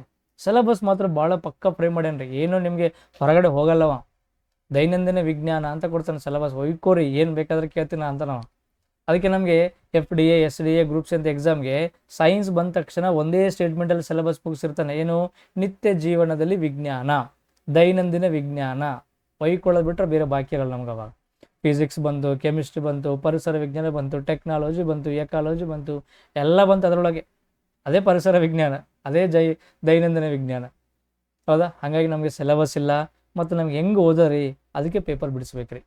ಪೇಪರ್ ಬಿಡಿಸಿದಷ್ಟು ಎಲ್ಲೆಲ್ಲಿ ಕ್ವಶನ್ ಹೋಗ್ಯಾನ, ಅದ್ರ ಬೌಂಡ್ರಿ ಎಷ್ಟದ ನಮ್ಗೆ ಅನ್ನೋದು ಪಕ್ಕ ಮಾಹಿತಿ ಗೊತ್ತಾಗ್ತತಿ. ನೋಡ್ರಿ, ಇದಕ್ಕೆ ನಾವು ಇಂಗ್ಲೀಷಲ್ಲಿ ಒಂದೇ ಒಂದು ವರ್ಡ್ ಯೂಸ್ ಮಾಡ್ತೀವಿ, ಅದನ್ನು ಆಕ್ಸಿಡೈಸೇಷನ್ ಅಂತ ಪದವನ್ನು ಕೊಡ್ತೀವಿ. ಆಕ್ಸಿಡೇಷನ್ ಅಥವಾ ಆಕ್ಸಿಡೇಷನ್ ಅನ್ನೋ ಪದವನ್ನು ಕೊಡ್ತೀವಿ. ಏನು ಸರ್ ಆಕ್ಸಿಡೇಷನ್ ಅಂತಂದರೆ, ಈ ಲೋಹಗಳು ಆಮ್ಲಜನಕದೊಂದಿಗೆ ಅಥವಾ ಹೈಡ್ರೋಜನ್ ಜೊಂದಿಗೆ ರಿಯಾಕ್ಟ್ ಮಾಡಿ ಆಮ್ಲಜನಕವನ್ನು ರಿಸೀವ್ ಮಾಡಿಕೊಂಡು ಹೈಡ್ರೋಜನನ್ನು ಬಿಟ್ಟು ಬಿಡೋದನ್ನೇ ಆಕ್ಸಿಡೇಷನ್ ಅಂತ ಕರಿತೀವಿ. ಇಂಡೈರೆಕ್ಟ್ ಆಗಿ ಲೋಹದಂಥ ವಸ್ತುಗಳು ಆಮ್ಲಜನಕದೊಂದಿಗೆ ರಿಯಾಕ್ಟ್ ಮಾಡೋದನ್ನೇ ಆಕ್ಸಿಡೇಷನ್. ನಮ್ಮ ಲ್ಯಾಂಗ್ವೇಜಲ್ಲಿ ತುಕ್ಕಿಡೆದು, ರಸ್ಟ್ ಫಾರ್ಮೇಷನ್ ಆಗೋದು, ಆಮ್ಲಜನಕದೊಂದಿಗೆ ಪ್ರತಿಕ್ರಿಯಿಸುವುದೇ ಅಂತ ಕರಿತೀವಿ. ಅದನ್ನು ನಾವು ಇಂಗ್ಲೀಷಲ್ಲಿ ಆಕ್ಸಿಡೇಷನ್ ಪದವನ್ನು ಕೊಡ್ತೀವಿ. ಹಾಗಾಗಿ ಆ ಲೋಹದ ಉತ್ಕರ್ಷಣೆಯಿಂದ ಆಕ್ಸಿಡೇಷನ್ ಉಂಟಾಗುವುದು. ಇದಕ್ಕೆ ಉತ್ಕರ್ಷಣೆ ಅಂದರೆ ಕನ್ನಡದಲ್ಲಿ ನಮಗೆ, ಇಂಗ್ಲೀಷಲ್ಲಿ ಆಕ್ಸಿಡೇಷನ್, ಕನ್ನಡದಲ್ಲಿ ಉತ್ಕರ್ಷಣೆ ಅಂತ ಕರಿತೀವಿ. ನೋಡಿ, ನಿಮಗೆ ಲಾಸ್ಟ್ ಟೈಮ್ ಒಂದು ಎಕ್ಸಾಂಪಲ್ ಒಂದು ಟ್ರಿಕ್ ಕೊಟ್ಟಿನಿ. ನಮಗೆ 4 ಆಪ್ಷನ್ದಾಗ ಏನು ಗೊತ್ತಿಲ್ಲ ಅಂತಂದರೆ, ಯಾವ ಆಪ್ಷನ್ ಸರಿ ಆಪ್ಷನ್ ಇರುತ್ತಲ್ಲ ಅದಕ್ಕೆ ಅವನು ಏನೋ ಒಂದು ಸ್ವಲ್ಪ ಎಕ್ಸ್ಟ್ರಾ ಇನ್ಫಾರ್ಮೇಷನ್ ಕೊಡೋಕ್ಕೆ ಟ್ರೈ ಮಾಡ್ತಿರ್ತಾನ. ನೆನ್ಪಿಟ್ಕೊಂಡು ನಾ ಹೇಳಿದ್ದು, ಈಗ ಇದ್ರೊಳಗೆ ನಿಮ್ಗೆ ಏನೂ ಆಪ್ಷನ್ನೇ ಗೊತ್ತಿಲ್ಲಪ್ಪ ಅಂತಂದ್ರೆ ನೋಡಿ, ಇದಕ್ಕೆ ಅದರ ಲೋಹದ ಆಕ್ಸೈಡ್ ಅಪಕರ್ಷಣ, ಇಲ್ಲಿ ನಡು ಏನಾದ್ರು ಬ್ರ್ಯಾಕೆಟ್ನ ಎಕ್ಸ್ಟ್ರಾ ಇನ್ಫಾರ್ಮೇಷನ್ ಕೊಟ್ಟಿಲ್ಲ. ಲೋಹದ ಆಕ್ಸೈಡ್ ತನ್ನದೇ ಲೋಹವಾಗಿ ಪರಿವರ್ತಿಸೋದು ಏನು ಮಾಡಿ ಎಕ್ಸ್ಟ್ರಾ ಇನ್ಫಾರ್ಮೇಷನ್ ಕೊಟ್ಟಿಲ್ಲ. ಬಟ್ ಇಲ್ಲಿ ನೋಡ್ರಿ, ಲೋಹದ ಉತ್ಕರ್ಷಣೆಯಿಂದ ಆಗುವುದು ಅಂತ ಕೊಡ್ಬೋದಾಗಿತ್ತು. ಮತ್ತು ಈ ಎಕ್ಸಾಮ್ ಬರೋರೆಲ್ಲ ಕೇಸ್ ಹಾಕಂಗಾರ ಇವರು, ಉತ್ಕರ್ಷಣ ಪದ ನಾವು ಎಲ್ಲಿ ಕೇಳಿಲ್ಲ ಅಂತ ಮತ್ತು ಕೇಸ್ ಹಾಕಂಗಾರ ಅಂತೇಳಿ ಬೇಡದಕ್ಕೆ ಸ್ವಲ್ಪ ಎಕ್ಸ್ಟ್ರಾ ಇನ್ಫಾರ್ಮೇಷನ್ ಕೊಡಮಂತೇಳಿ ಆಕ್ಸಿಡೇಷನ್ನಿಂದ ಅಂತ ಕೊಡ್ತಾನೆ. ಯಾಕಂದ್ರೆ ಅದೇ ರೈಟ್ ಆನ್ಸರ್ ಐತಿ. ಇವು ಏನಾರ ರಾಂಗ್ ಇವು ಯಾರು ಹಾಕಿದ್ರು ನಾವೇನು ಕ್ಯಾರಿ ಏನಲ್ಲ ಡಿಪಾರ್ಟ್ಮೆಂಟ್ನವರು, ಇದಕ್ಕೆ ನೀವು ಏನಾರು ಕೋರ್ಟಿಗೆ ಹೋಗಿರಿ ಅಂತಂದ್ರೆ ಮತ್ತೆ ಅದಕ್ಕೆ ಕನ್ನಡ ಇಂಗ್ಲೀಷ್ ಕನ್ಫ್ಯೂಸ್ ಮಾಡ್ತಾವ ಅಂತ ಹೇಳ್ಬಿಡ್ತಾನೆ. ಎಕ್ಸ್ಟ್ರಾ ಇನ್ಫಾರ್ಮೇಷನ್ ಕೊಡೋಕೆ ಟ್ರೈ ಮಾಡ್ತಾನೆ. ಪ್ರತಿ ಎಕ್ಸಾಮ್ದಲ್ಲಿ ಇರ್ತದೆ ನೋಡ್ರಿ ಹಂಗೆ. ಅದನ್ನು ಸ್ವಲ್ಪ ಅದು ಇದ್ದಕ್ಕೆ ಮಾತ್ರ ಅದೇ ಸರಿ ಉತ್ತರ ಅಂತ ನಾನು ಹೇಳ್ತಾ ಇಲ್ಲ. 99% ನಮಗೆ ಸರಿ ಉತ್ತರ ಇತ್ತು ಅಂತಂದರೆ ಎಕ್ಸ್ಟ್ರಾ ಇನ್ಫಾರ್ಮೇಷನ್ ಕೊಡೋಕೆ ಟ್ರೈ ಮಾಡ್ತಾನೆ. If it is going to be a right answer, generally he will give a extra information for that particular right answer. ಅದನ್ನು ನೀವು ಅಬ್ಸರ್ವ್ ಮಾಡಬೇಕು. ಯಾಕಂದರೆ ನಾವು ಅನೇಕ ಪೇಪರ್ ಸಾಲ್ವ್ ಮಾಡಿ ಮಾಡಿ ಮಾಡಿ ನಮಗೆ ಗೊತ್ತಾಗ್ತದೆ ರೈಟ್ ಆನ್ಸರ್ ಇತ್ತಾ ಸ್ವಲ್ಪ ಎಕ್ಸ್ಟ್ರಾ ಇನ್ಫಾರ್ಮೇಷನ್ ಕೊಡೋಕೆ ಹೋಗ್ತಾನೆ. ಹಂಗಾಗಿ ನಮಗಿಲ್ಲಿ ಆಕ್ಸಿಡೈಸೇಷನ್ ಅಥವಾ ಉತ್ಕರ್ಷಣೆಯಿಂದ ಅನ್ನೋದು ನಮಗೆ ಸರಿಯಾಗಿರುವಂಥ ಉತ್ತರ. ಇದಕ್ಕೆ ಆಮ್ಲಜನಕದೊಂದು ರಿಯಾಕ್ಟ್ ಆಗಿ ಹಿಂಗಾಗ್ತದೆ ಅಂತ ಅರ್ಥ. ಬೆಂಕಿ ಕಡ್ಡಿಯನ್ನು ಉಜ್ಜುವ ಮೇಲ್ಮೈಗೆ ಉಜ್ಜಿದಾಗ ಉಂಟಾಗುವ ಸರಿಯಾದ ಪ್ರಕ್ರಿಯೆ ಅಂತ ಕೇಳ್ತಾನೆ. ಅಂದರೆ ಬೆಂಕಿ ಕಡ್ಡಿ ತೊಗೊಂಡು ಉಜ್ಜಿದಾಗ ಯಾವ ಒಂದು ಪಾಸ್ಪರಸ್ ಆಗಿ ಕನ್ವರ್ಟ್ ಆಗ್ತಾ ಇದೆ ಅಂತ ಕೇಳ್ತಾನೆ. ನೋಡಿ, ನಾವು ಬೆಂಕಿ ಕಡ್ಡಿ ಪೊಟ್ಟಣದಲ್ಲಿ ಉಪಯೋಗ ಆಗುವಂಥ ನಾವು ಇಡೀ ಜೀವನದಲ್ಲಿ ಎರಡೇ ಫಾಸ್ಫರಸ್ ಜಾಸ್ತಿ ನೋಡ್ತೀವಿ. ಒಂದು ರೆಡ್ ಫಾಸ್ಫರಸ್, ಇನ್ನೊಂದು ವೈಟ್ ಫಾಸ್ಫರಸ್ ಅಂತ ನೋಡ್ತೀವಿ. ನೋಡ್ರಿ, ಕೆಂಪು ರಂಜಕ ಮತ್ತು ಬಿಳಿ ರಂಜಕ ಅಂತ ನಾವು ನೋಡ್ಕೊಂಡಾಗ ಕೆಂಪು ರಂಜಕ್ಕೆ ತನ್ನಷ್ಟಕ್ಕೆ ತಾನೇ ದಹನ ಆಗುವಂಥ ಗುಣ ಇಲ್ಲ, ಅದಕ್ಕೆ ನಾವು ದಹನಶೀಲ ಗುಣ ಅಂತ ಕರಿತೀವಿ, ಅದಕ್ಕಿಲ್ಲ. ಬಟ್ ವೈಟ್ ಫಾಸ್ಫರಸ್ಗೆ ಬರೀ ಆ ಗಾಳಿಯಲ್ಲಿರುವಂಥ ಆಮ್ಲಜನಕ ಸಿಕ್ಕರೆ ಸಾಕು, ಅದು ಆಟೋಮೆಟಿಕ್ ಏನಾಗ್ತದೆ, ದಹನಶೀಲ ಗುಣವನ್ನು ಹೊಂದಿರ್ತದೆ, ಹೌದಲ್ಲ. ಮತ್ತು ರೆಡ್ ಫಾಸ್ಫರಸ್ ಅಷ್ಟೊಂದು ವಿಷಕಾರಿ ಅಲ್ಲ, ಇದು ಸ್ವಲ್ಪ ವಿಷಕಾರಿ ಆಗಿರುವಂಥದ್ದು. ಇದು ಗಾಳಿ ಜೊತೆ ರಿಯಾಕ್ಟ್ ಮಾಡಲ್ಲ. ಇದು ಗಾಳಿ ಜೊತೆ ರಿಯಾಕ್ಟ್ ಮಾಡೋದ್ರಿಂದ ಇದನ್ನು ನಾವೇನು ಮಾಡ್ತೀವಿ, O2 ಜೊತೆ ರಿಯಾಕ್ಟ್ ಮಾಡ್ತತಿ. ಹಂಗಾಗಿ O1 ಅಲ್ಲಿ ಸ್ಟೋರ್ ಮಾಡ್ತೀವಿ, ಅದೇ H2O ಅಂತ ನೋಡ್ತೀವಿ. H2O1 ಇದನ್ನೇ ನಾವು ನೀರಿನ ಸೂತ್ರ, ನೀರಿನಲ್ಲಿ ಸಂಗ್ರಹಿಸಲಾಗಿರುವಂಥ ಮೂಲ ವಸ್ತು ಯಾವುದು ಅಂತ ಕೇಳ್ತಾನೆ, ಅದೇ ವೈಟ್ ಫಾಸ್ಫರಸ್, ಬಿಳಿ ರಂಜಕ ಅಂತ ನೋಡ್ತೀವಿ. ಇಲ್ಲಿ ಯಾವ ರಂಜಕ ಕನ್ವರ್ಟ್ ಆಗ್ತದೆ, ಮ್ಯಾಚ್ ಸ್ಟಿಕ್ಕಲ್ಲಿ ಇರೋದು ಯಾವುದು ಅಂದರೆ ನಮ್ಗೆ ಸಾಮಾನ್ಯವಾಗಿ ರೆಡ್ ಫಾಸ್ಫರಸ್. ಅಂದರೆ ಈ ಮ್ಯಾಚ್ ಏನು ಡಬ್ಬಿ ಇರ್ತಲ್ಲ, ಈ ಡಬ್ಬಿಯಲ್ಲಿ ಇರೋದು ನಮಗೆ ರೆಡ್ ಫಾಸ್ಫರಸ್ ಅನ್ನೋ ಅಂಶ ಇರ್ತದೆ. ಅವಾಗ ಕೀರಿದಾಗ ಅದು ವೈಟ್ ಫಾಸ್ಫರಸನ್ನು ಇಗ್ನೈಟ್ ಮಾಡಿಕೊಡ್ತದೆ, ಬೆಂಕಿಯನ್ನು ಉತ್ಪತ್ತಿ ಮಾಡಿಕೊಡ್ತದೆ ಅಂತ ನೋಡ್ತೀವಿ. ಹಾಗಾಗಿ ನಮಗೆ ಕೆಂಪು ಫಾಸ್ಫರಸ್ ಏನಾಗ್ತದೆ, ಬಿಳಿ ಫಾಸ್ಫರಸ್ ಆಗಿ ಪರಿವರ್ತನೆ ಆಗ್ತದೆ. ಆ ಬಿಳಿ ಫಾಸ್ಫರಸ್ ಯಾಕಂದರೆ ದಹನಶೀಲ ಗುಣ ಐತಿ, ಪಟ್ ಅಂತೇಳಿ ನಮಗೆ ಬೆಂಕಿ ಹತ್ಕೊಳ್ಳೋಕೆ ಹೆಲ್ಪ್ ಮಾಡ್ತದೆ ನಮಗೆ. ಹಾಗಾಗಿ ರೆಡ್ ಫಾಸ್ಫರಸ್ ಇರುವಂಥ ವಸ್ತು ವೈಟ್ ಫಾಸ್ಫರಸನ್ನು ಪ್ರೊಡ್ಯೂಸ್ ಮಾಡ್ತಿರೋದ್ರಿಂದ ಆ ರೀತಿ ಪರಿವರ್ತನೆ ಆಗ್ತದೆ ಅಂತ ನೋಡ್ತೀವಿ. ಬಟ್ ಅದರ ಎಕ್ಸಾಮ್ದಲ್ಲಿ ಕೇಳ್ತಾನೆ, ಇಲ್ಲಿ ವೈಟ್ ಫಾಸ್ಫರಸ್ ಇಲ್ಲ, ಬಟ್ ಅದಕ್ಕೆ ಕನ್ವರ್ಟ್ ಆಗ್ತದೆ ಇಮಿಡಿಯೇಟ್ ಆಗಿ. ಅಲ್ಲಿ ಈ ಮ್ಯಾಚ್ ಸ್ಟಿಕ್ಕಲ್ಲಿ ಈ ರೀತಿ ಡಬ್ಬಿ ಐತಲ್ಲ, ಇದಕ್ಕೆ ಒಳಗೆ ಯಾವ ಕೆಮಿಕಲ್ ಇರ್ತಂದ್ರೆ ರೆಡ್ ಫಾಸ್ಫರಸ್, ಆ್ಯಂಟಿಮೋನಿ ಮತ್ತು ಸಲ್ಫೈಡ್. ಆ್ಯಂಟಿಮೋನಿ ಸಲ್ಫೈಡ್ ಒಂದೇ, ಇದು ರೆಡ್ ಫಾಸ್ಫರಸ್ ಮತ್ತು ಆ್ಯಂಟಿಮೋನಿ ಸಲ್ಫೈಡ್ ಅನ್ನೋ ಕೆಮಿಕಲ್ ಇಲ್ಲಿ ಇರ್ತದೆ. ಮತ್ತು ಈ ಸ್ಟಿಕ್ಕಲ್ಲಿ ಏನಿರ್ತಂದ್ರೆ ಪೊಟ್ಯಾಷಿಯಂ ಕ್ಲೋರೈಡ್ ಮತ್ತು ಗ್ಲಾಸ್ ಪೌಡರ್, ಪೊಟ್ಯಾಷಿಯಂ ಕ್ಲೋರೈಡ್ ಮತ್ತು ಗ್ಲಾಸ್ ಪೌಡರ್. ಇಲ್ಲಿ ಎಲ್ಲಿ ವೈಟ್ ಫಾಸ್ಫರಸ್ ಬಳಸಿಲ್ಲ, ಬಟ್ ಗೀರಿದಾಗ ಆ ಫ್ರಿಕ್ಷನ್ಗೆ ಅದು ವೈಟ್ ಫಾಸ್ಫರಸ್ ಕನ್ವರ್ಟ್ ಆಗಿ ನಮಗೆ ಬೆಂಕಿ ಕನ್ವರ್ಟ್ ಮಾಡಿ ಕೊಡ್ತದೆ.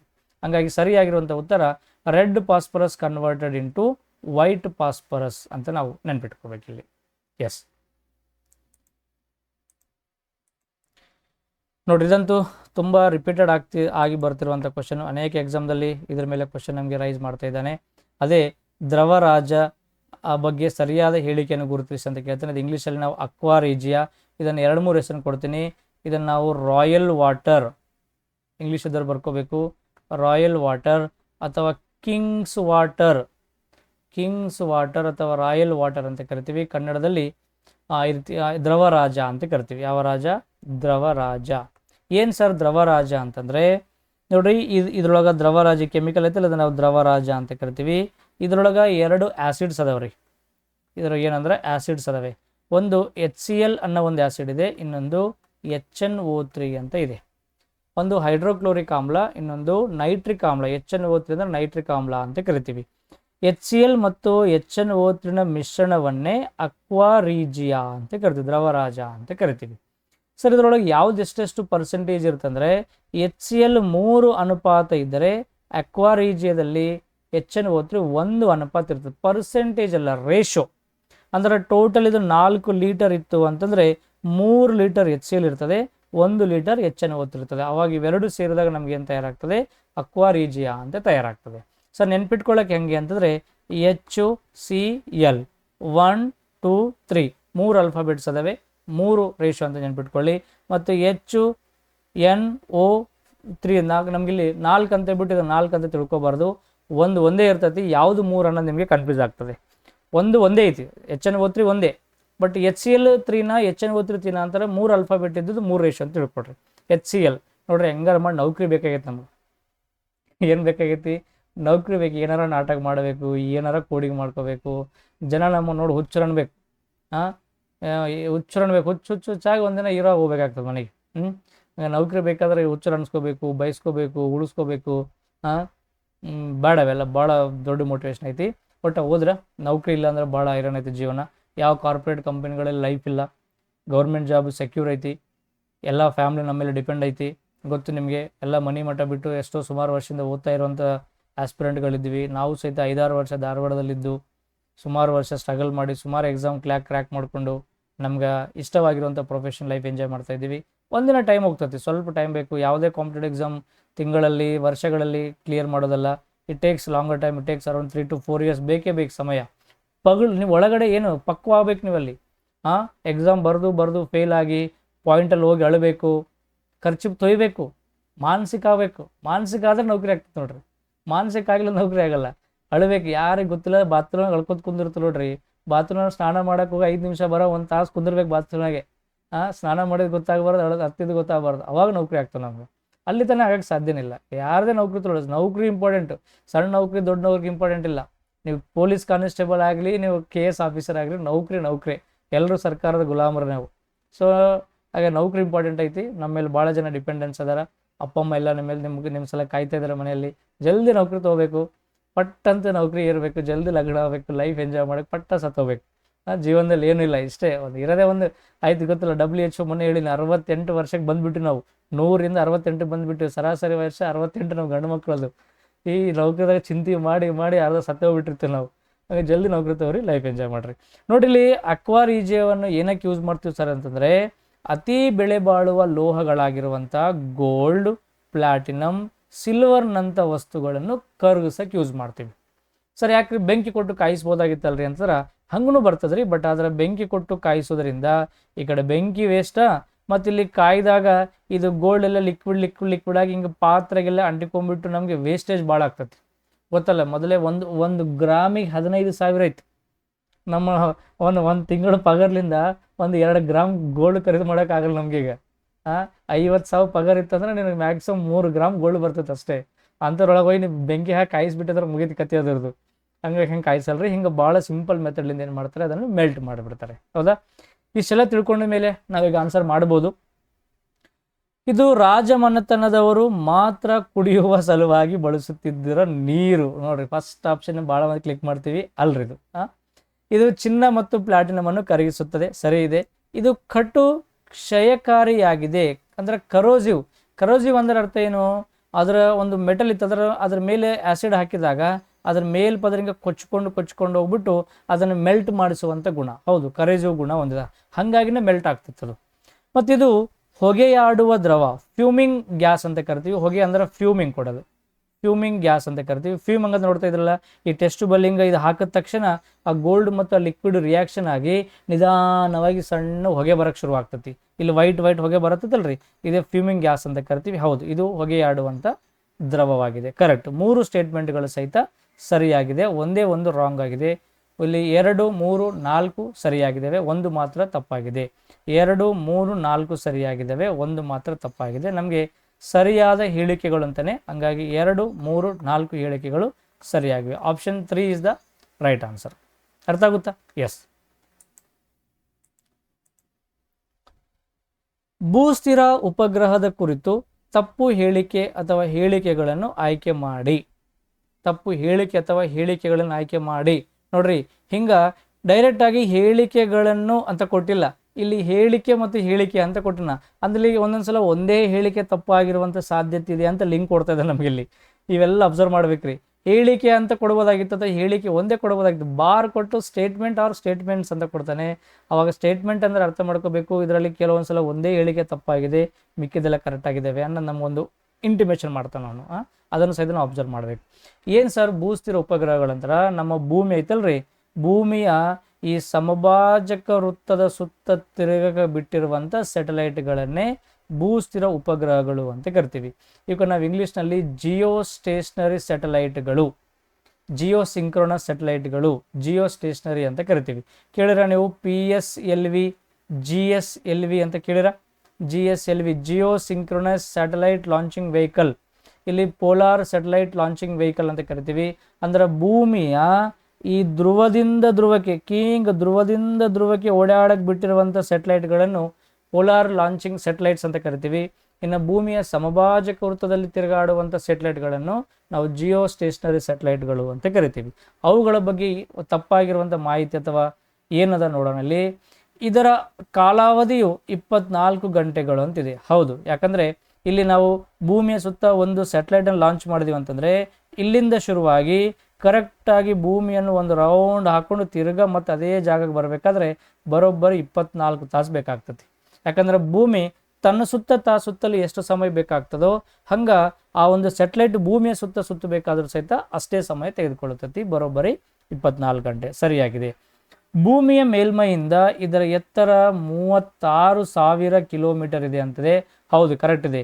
ಇದು ಭೂಮಿಯಿಂದ ಸರಿಸುಮಾರು 36,000 ಕಿಲೋಮೀಟರ್ ಹೈಟ್ ನೋಡ್ರಿ. ಇದು ಭೂಮಿ ಇಲ್ಲ ಐತಲ್ಲ, ಇಲ್ಲಿ ಭೂಮಿ ಐತಲ್ಲ, ಇಲ್ಲಿಂದ ಎಷ್ಟು ಹೈಟ್ ಹೋಗ್ತದೆ? ಇದು 36,000 ಕಿಲೋಮೀಟರ್ ಅಂತರದಲ್ಲಿ ಹಿಂಗೆ ರೌಂಡ್ ಆಗ್ತಾ ಬರ್ತದೆ. ನಾಟ್ ಎಕ್ಸಾಕ್ಟ್ಲಿ 36, ಇದು ನಾವು ಸೈನ್ಸ್ ಆ್ಯಂಡ್ ಟೆಕ್ನಾಲಜಿ ಪ್ರಕಾರ ಹೋದರೆ 35,786 ಕಿಲೋಮೀಟರ್ ಇದೆ. ಬಟ್ ಅದನ್ನು ನಾವು ರೌಂಡ್ ಫಿಗರ್ ಆಗಿ 36,000 ಕಿಲೋಮೀಟರ್ ಅಂತ ಕೊಡ್ತೀವಿ. ಕರೆಕ್ಟ್ ಇದೆ, ಬರೋಬ್ಬರಿ ಒಂದು ನಾವು ಹೈಯರ್ ನಂಬರ್ ರೌಂಡ್ ಫಿಗರ್ ಮಾಡ್ತಾನೆ. ಕರೆಕ್ಟ್ ಇದೆ ಸ್ಟೇಟ್ಮೆಂಟ್. 36 ಎಲ್ಲಿ ಸಹಿತ ನಾವು ಹಂಗೆ 35,786 ಮೆನ್ಷನ್ ಮಾಡಲ್ಲ, ಎಲ್ಲ ಕಡೆ 36 ಅಂತಲೇ ಮೆನ್ಷನ್ ಮಾಡ್ತೀವಿ. ಕರೆಕ್ಟ್ ಇದೆ. ಇದು ಧ್ರುವ ಸಮತಲದಲ್ಲಿ ಪರಿಭ್ರಮಿಸುತ್ತದೆ. ಧ್ರುವ ಅಂದರೆ ಹಿಂಗೆ ದಕ್ಷಿಣ ಧ್ರುವದಿಂದ ಉತ್ತರದಿಂದ ದಕ್ಷಿಣಕ್ಕೆ ಹಿಂಗೆ ರೊಟೇಟ್ ಆಗ್ತತಿ ಅಂತ ಕೊಡ್ತಾನೆ. ಇಲ್ಲ, ಇದರ ಡೆಫಿನೇಷನ್ ಹೇಳ್ಕೊತತಿ. ಭೂಸ್ಥಿರ ಜಿಯೋಸಿಂಕ್ರನ್ ಅಂದ್ರೆ ಹಿಂಗೆ ಪೂರ್ವದಿಂದ ಪಶ್ಚಿಮಕ್ಕೆ, ಇದು ಭೂಮಿ ಅಂತ ತಿಳ್ಕೊಂಡ ಹಿಂಗೆ ಪೂರ್ವದಿಂದ ಪಶ್ಚಿಮಕ್ಕೆ ಹಿಂಗೆ ರೊಟೇಟ್ ಆಗ್ತತಿ. ಉತ್ತರದಿಂದ ದಕ್ಷಿಣ ರೊಟೇಟ್ ಆಗಲ್ಲ. ಭೂಮಿಯ ಸಮಭಾಜಕ ವೃತ್ತದ ಪ್ರಕಾರ ನಮ್ಗೆ ಏನಾಗ್ತತಿ, ರೊಟೇಟ್ ಆಗುವಂಥದ್ದು. ಹಿಂಗೆ ಮ್ಯಾಲಿಂದ ಕೆಳಗೆ ಹಿಂಗೆ ರೊಟೇಟ್ ಮಾಡಲ್ರಿ, ಇದು ಹಿಂಗೆ ರೊಟೇಟ್ ಮಾಡ್ತದೆ. ಅಂದರೆ ಇದೇನಾಗಿದೆಯೋ ಸ್ಟೇಟ್ಮೆಂಟ್ ತಪ್ಪಾಗಿದೆ. ಇದು ಸಮಭಾಜಕ ಸಮತಲದಲ್ಲಿ ಪರಿಭ್ರಮಿಸುತ್ತದೆ. ಹೌದು, ಸಮಭಾಜಕ ಅಂದರೆ ಇಕ್ವೇಟಾರಲ್ಲಿ ಮಾತ್ರ ಏನಾಗ್ತದೆ, ಇದು ರೊಟೇಟ್ ಆಗ್ತತಿ. ಸೊ ಇಲ್ಲಿ 3ನೇ ಸಿ ಅನ್ನೋದು ತಪ್ಪಾಗಿದೆ. ABD 3 ಸಹಿತ ಸರಿಯಾಗಿದ್ದಾವೆ. ಇಲ್ಲಿ ನಮಗೆ ತಪ್ಪನ್ನು ಕಂಡುಹಿಡಿಯಿರಿ ಅಂತ ಕೇಳ್ತಾನೆ. ತಪ್ಪಾಗಿದ್ದು ಕೇವಲ ಸಿ ಮಾತ್ರ ನಮ್ಗೆ ಏನಾಗಿದೆ, ತಪ್ಪಾಗಿದೆ. ಸಿ ಮಾತ್ರ ತಪ್ಪಾಗಿದೆ. ಒಂದೊಂದ್ಸಲ ಗಡಿಬಿಡಿಯಲ್ಲಿ ಸರಿಯಾಗಿದ್ದು ಆನ್ಸರ್ ಮಾಡಕ್ಕೆ ಹೋಗ್ತೀವ್ರಿ. ಇದೇ ಆಪ್ಷನ್ ABD ಇಲ್ಲಿಲ್ಲ, ಪುಣ್ಯಕ್ಕ ABD, ಇದು ಸಿ ಬದಲು ಡಿ ಇತ್ತಂದ್ರೆ ಫಸ್ಟ್ ABD ಪಟ್ಟದ್ದು ಗುಂಡು ಹಾಕಿ ಬಿಡ್ತೀವಿ ನಾವು ಸೀದಾ ಹೋಗಿ. ಆಮೇಲೆ ವಿಚಾರ ಮಾಡ್ತೀವಿ, ಅಲ್ಲ ನೀವು ಸರಿ ಇದ್ದದ್ದು ಕೇಳಿಲ್ಲ, ತಪ್ಪಿದ್ದು ಕೇಳಿ ಅಂತ ಅನಿಸ್ಬಿಡ್ತದೆ ನಮಗೆ. ಎಕ್ಸಾಮ್ ಫಿಯರ್ ಎಲ್ಲರೂ ಹಂಗೆ ಇರ್ತಾರೆ. ರಾಜ್ಯಕ್ಕೆ ಪ್ರಥಮ ಬಂದೊಂದು ಸಹಿತ ಒಂದು ಎಕ್ಸಾಮ್ ಫಿಯರ್ದಾಗೆ ಬರೆದಿರ್ತಾನೆ. ಅವೇನು ಫುಲ್ಲು ಫ್ರೀ ಮೆಂಟಲ್ ಸ್ಟೇಟಿಂದ ಬರೆಯಲ್ಲ, ಅವನಿಗೂ ಸಹಿತ ಹಂಗೆ ಒಂದು ಸಿಚುವೇಶನ್ ಇರ್ತೈತಿ. ಏನು ಮಾಡೋಕ್ಕಾಗಲ್ಲ. ಅರ್ಥ ಆಯ್ತಾ ಜಿಯೋ ಸ್ಟೇಷನರಿಗಳ ಬಗ್ಗೆ? ಸೊ ಭೂಮಿಯ ಸಮಭಾಜಕದಲ್ಲಿ ಓಡಾಡ್ತವೆ, ಭೂಮಿಯಿಂದ 36 ಕಿಲೋಮೀಟರ್ ಹೈಟಲ್ಲಿ ಓಡಾಡ್ತವೆ, ಮತ್ತು ಅದರ ಒಂದು ಸುತ್ತು ಹಾಕೊಂಡು ಬರಬೇಕಾದ್ರೆ ಭೂಮಿ ತೆಗೆದುಕೊಳ್ಳುವ ಸಮಯಕ್ಕೆ ಸಮನಾಗಿರ್ತದೆ, ಬರೋಬ್ಬರಿ 24 ಗಂಟೆ ಅಂತ ಅರ್ಥ. ಕರೆಕ್ಟ್.